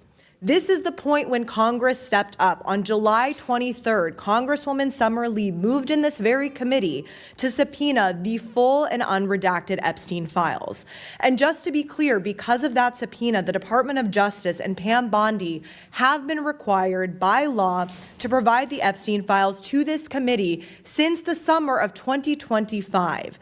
They have been in gross illegal violation of the subpoena this entire time.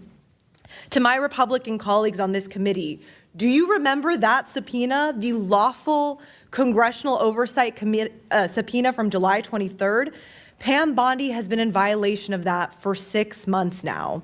At the same time, members on both sides of the aisle filed a discharge petition that would have put a vote on the floor for the Epstein Files Transparency Act.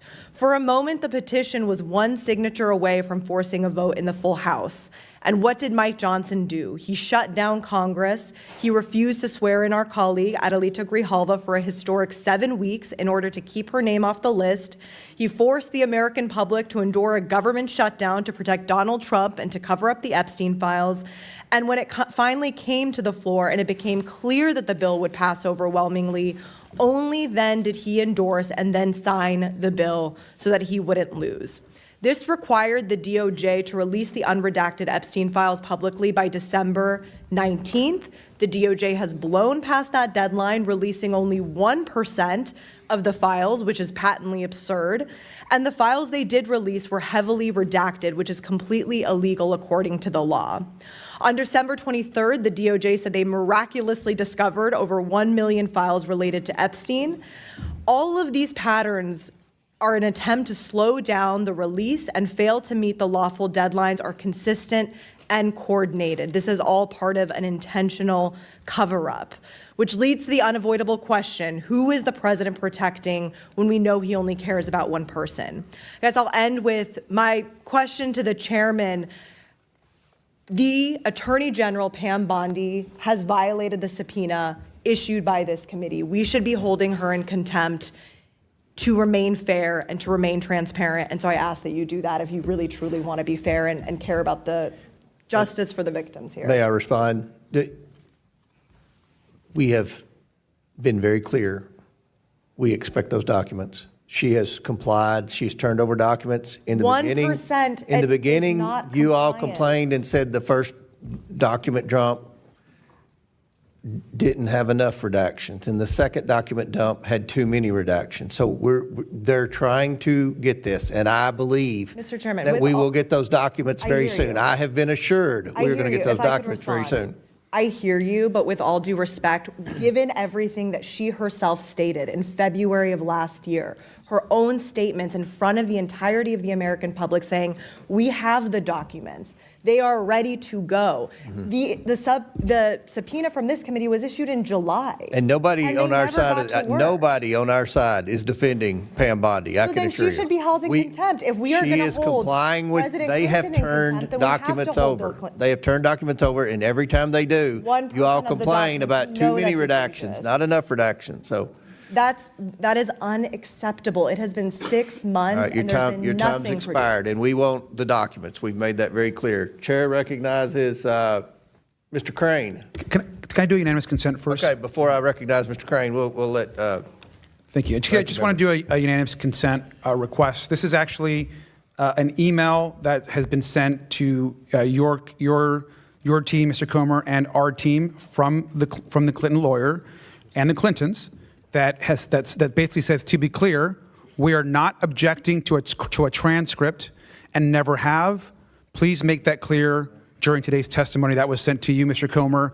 So I just want to reemphasize they are not objecting to a transcript. Thank you.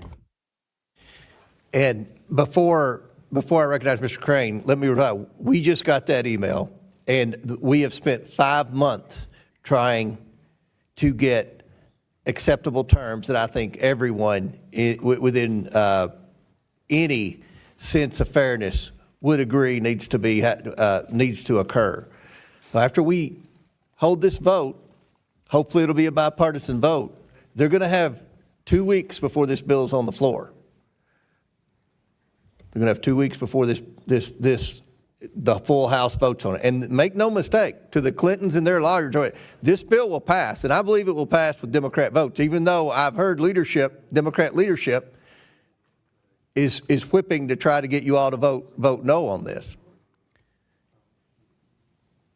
They have had 5 months to comply with this, and to defend the indefensible and try to act like Bill Clinton's a victim here, I think is a stretch. We know who the victims are, and I think if you ask the victims, do you want to hear from Bill Clinton? I'm pretty confident I know what the answer will be, because our staff has communicated with their attorneys. Chair recognizes Mr. Crane. Thank you, Mr. Chairman. Obviously, this committee hearing is about whether or not we're going to hold the Clintons in contempt of Congress.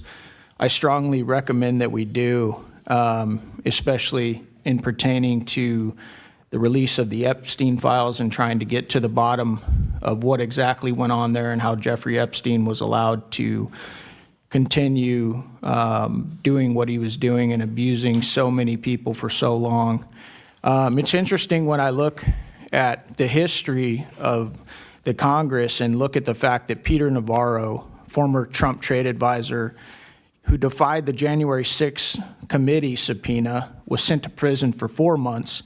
Steve Bannon, also a former Trump advisor, defied the January 6th committee subpoena. He was sent to prison for 4 months, and several others. So it's going to be really telling to see how my Democrat colleagues vote on this one. Mr. Comer, how many times, Mr. Chairman, how many times did Mr. Epstein go to the White House? In your recollection, sir? According to the evidence that we've obtained, it appears he went 17 times during the Clinton presidency. Is that more times than you've gone to the White House, Chairman? I've been member of Congress for 9 years, and fairly high up on the pecking order. I've been to the White House, I believe, 9 times in 9 years. So he went to the Clinton White House double the number of times that I've been to the White House in my entire congressional career. Mr. Chairman, how many times did Mr. Clinton fly on Mr. Epstein's plane? At least 26 times, according to the flight logs that were subpoenaed from the estate. Right. Point of order, Mr. Chairman. Those were 4 different trips, 4 trips, and every time they regassed the plane, they counted that as another trip. But it was Asia, Africa, and they had to refuel. So every time they stopped to refuel, they counted that as another leg of the trip. There are 4 trips, not 27. That's almost like I didn't inhale. Reclaiming my time. That's still enough trips for us to want to be able to ask the Clintons questions about their involvement with Epstein. Is that true, Mr. Chairman? Yes, sir. Right. So, like I said, I hope that my Democrat colleagues who all of a sudden have found religion, this Congress, And now they want the Epstein files, even though over the last 4 years when they had control of Washington, D.C., you didn't hear a peep about Jeffrey Epstein out of any of them. And so I think it's going to be real telling, how my Democrat colleagues who claim to be all about the victims, how they actually vote on these contempt charges for the Clinton family. And I just think it's interesting, too, that, Mr. Chairman, my understanding is you've been working for the last 4 or 5 months to get the Clintons in here. Is that correct? 5 months, yes, sir. Did they tell you that they would come in over December 24th and 25th, Christmas Eve and Christmas Day? They have implied that they would come in, yes. Okay, so that just goes to show that they're trying to dodge suggesting dates that they know none of us are in session. And I think that's pretty despicable. The other thing I believe that they said is that you and the ranking member could fly up to New York, but you couldn't record any of the conversations. Is that correct? That is correct. Does that sound like any congressional deposition you've ever heard of, sir? No, and it would be my word against Mr. Garcia's, and I'm pretty confident I know whose side the New York Times would take, and the Washington Post would take, and MSNBC would take. And look, an investigation, you have to have transcripts, and the media wants transcripts. Well, you have to have transcripts. We don't do the notes. And the Clintons have already accused us of lying, and they accused us of saying this was an unlawful subpoena, which I appreciate Mr. Garcia admitting that it is a lawful subpoena. So I yield back. I also want to point out one thing that I think has been pretty interesting. When I flew into Washington, D.C. yesterday, my chief of staff told me that he'd been contacted by the Clinton attorneys at least 3 times to try and stop this. So it looks as if they tried to resist you for about 5 months, and once we finally pulled the trigger on it, now they're realizing that this could go very poorly for them. Is that correct, Mr. Chairman? That's how it appears, that they could stall, and then when it finally came to this vote, they felt like they could count on the Democrats objecting and a few of the Republicans that the media would go to, and the moderates, and say, oh, is this going to affect your election? Is this going to affect your election? At the end of the day, I think even the media wants to hear from Clinton. We all want to see the documents. So everyone in America that's keeping up with this, which is a majority of Americans, they want answers, and we're trying to get answers here today, and the Clintons have obstructed for 5 months. 5 months. Thank you, Mr. Chairman. I yield back. Chair recognizes Ms. Tlaib. Oh, wait a minute. Ms. Randall, I'm sorry. Thank you so much, Mr. Chair. I'd like to yield 30 seconds to the ranking member. Thank you. I just want to, again, just clarify that that the Clintons have not objected to a transcript. I just want to clarify that, Mr. Comer, which you just mentioned. And I think that in this moment of negotiation, which you've been in, and you've been in with them this entire time, there's progress being made, and they've not objected to the transcript. Let's talk to President Clinton, and let's get a transcript of it. Let's have the committee there and the staff there and move forward. Thank you. If may I respond? We won't stop the talk. May I respond? They did object to a transcript, Mr. Garcia. They did object to a transcript. They're just now changing because they see that public opinion is not on their side. Chair recognizes Ms. Randall, and we'll give you 5 minutes. We'll give you 5 minutes. Thank you so much, Mr. Chair. I want to start by saying I do not feel it is my responsibility to defend the former president of the United States. As a member of Congress, in a separate and co-equal branch of government from the executive branch, and as a individual person who is responsible to my constituents, it is not my job to defend the former president of the United States. Just like it is not your responsibility, Chair Comer, to carry out the political retribution of the current president of the United States. It is also not this committee's job to yield to the Judiciary Committee to question the subjects of our subpoenas. It is not our job to defer to anyone else's interest. And in fact, we have the opportunity at any time to amend the rules of our committee should you choose to take action that our rules keep us from taking. Like that is a tool that you as committee chair and we as a committee have. And I also want to say, you know, I'm not a lawyer. I'm a regular person. I'm 1 year into this job, and contrary to attempts by my Republican colleagues to put the burden of decisions made by Congresses of the past on our shoulders, I was sent here by my constituents just a year ago, and it's to them, to my neighbors, who I am accountable. Not to party leadership, not to anybody else, but to my constituents. So I want to talk about what they are seeing and hearing right now. They are seeing, just as Ms. Ansari previously said, Donald Trump and J.D. Vance and Pam Bondi switch allegiances, decide they no longer want to pursue accountability and full release, unredacted release of the Epstein files. But they're also seeing a system that has failed survivors and regular people over and over, that privileges the powerful and well-connected over regular people. You know, regular people who don't have the luxury of saying, I'm not going to come to court and I want to be free of any accountability. Regular people who see us acting and carrying out the demands of the president, former presidents, rich people, people who come to lobby us, folks who have access to power in a way that regular people don't. And I think we've all made very clear, all of us on both sides of this dais, that we want to hear from the former president of the United States about any information that he has related to Epstein's ring of trafficking and assault of women and girls. But we also, and you know, Chair Comer, you have said over and over, that it's been 5 months that you've been in negotiations with the Clintons. It has been 6 months since this committee subpoenaed the Department of Justice for full release of the files. And I'm down to hold anybody accountable. I'm down for us to enforce our congressional subpoenas, to uphold our power as a separate and co-equal branch of government.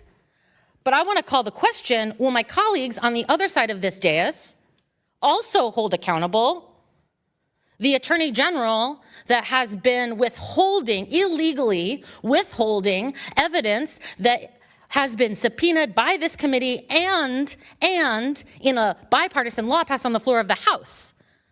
Is it just political theater? Are you just trying to point fingers and say, like, it's you, it's not us, it's them? Or are we here to do the work of holding accountable people who have committed heinous crimes against women and girls and people who might know about them? Are we doing that work, or are we just pointing fingers and trying to consolidate our own political power? That's a question I know that my constituents have, and it is one that I'm asking my colleagues on the other side of the dais. Thank you. I yield back. Chair, any member seek recognition? Chair recognizes Ms. Tlaib from Michigan. Mr. Chair, I think many of us were there with the survivors, and I'd like to bring them into the room because I think it's really important. You know, it's not just one president, but now two that have been connected to the Epstein sex trafficking. One of them even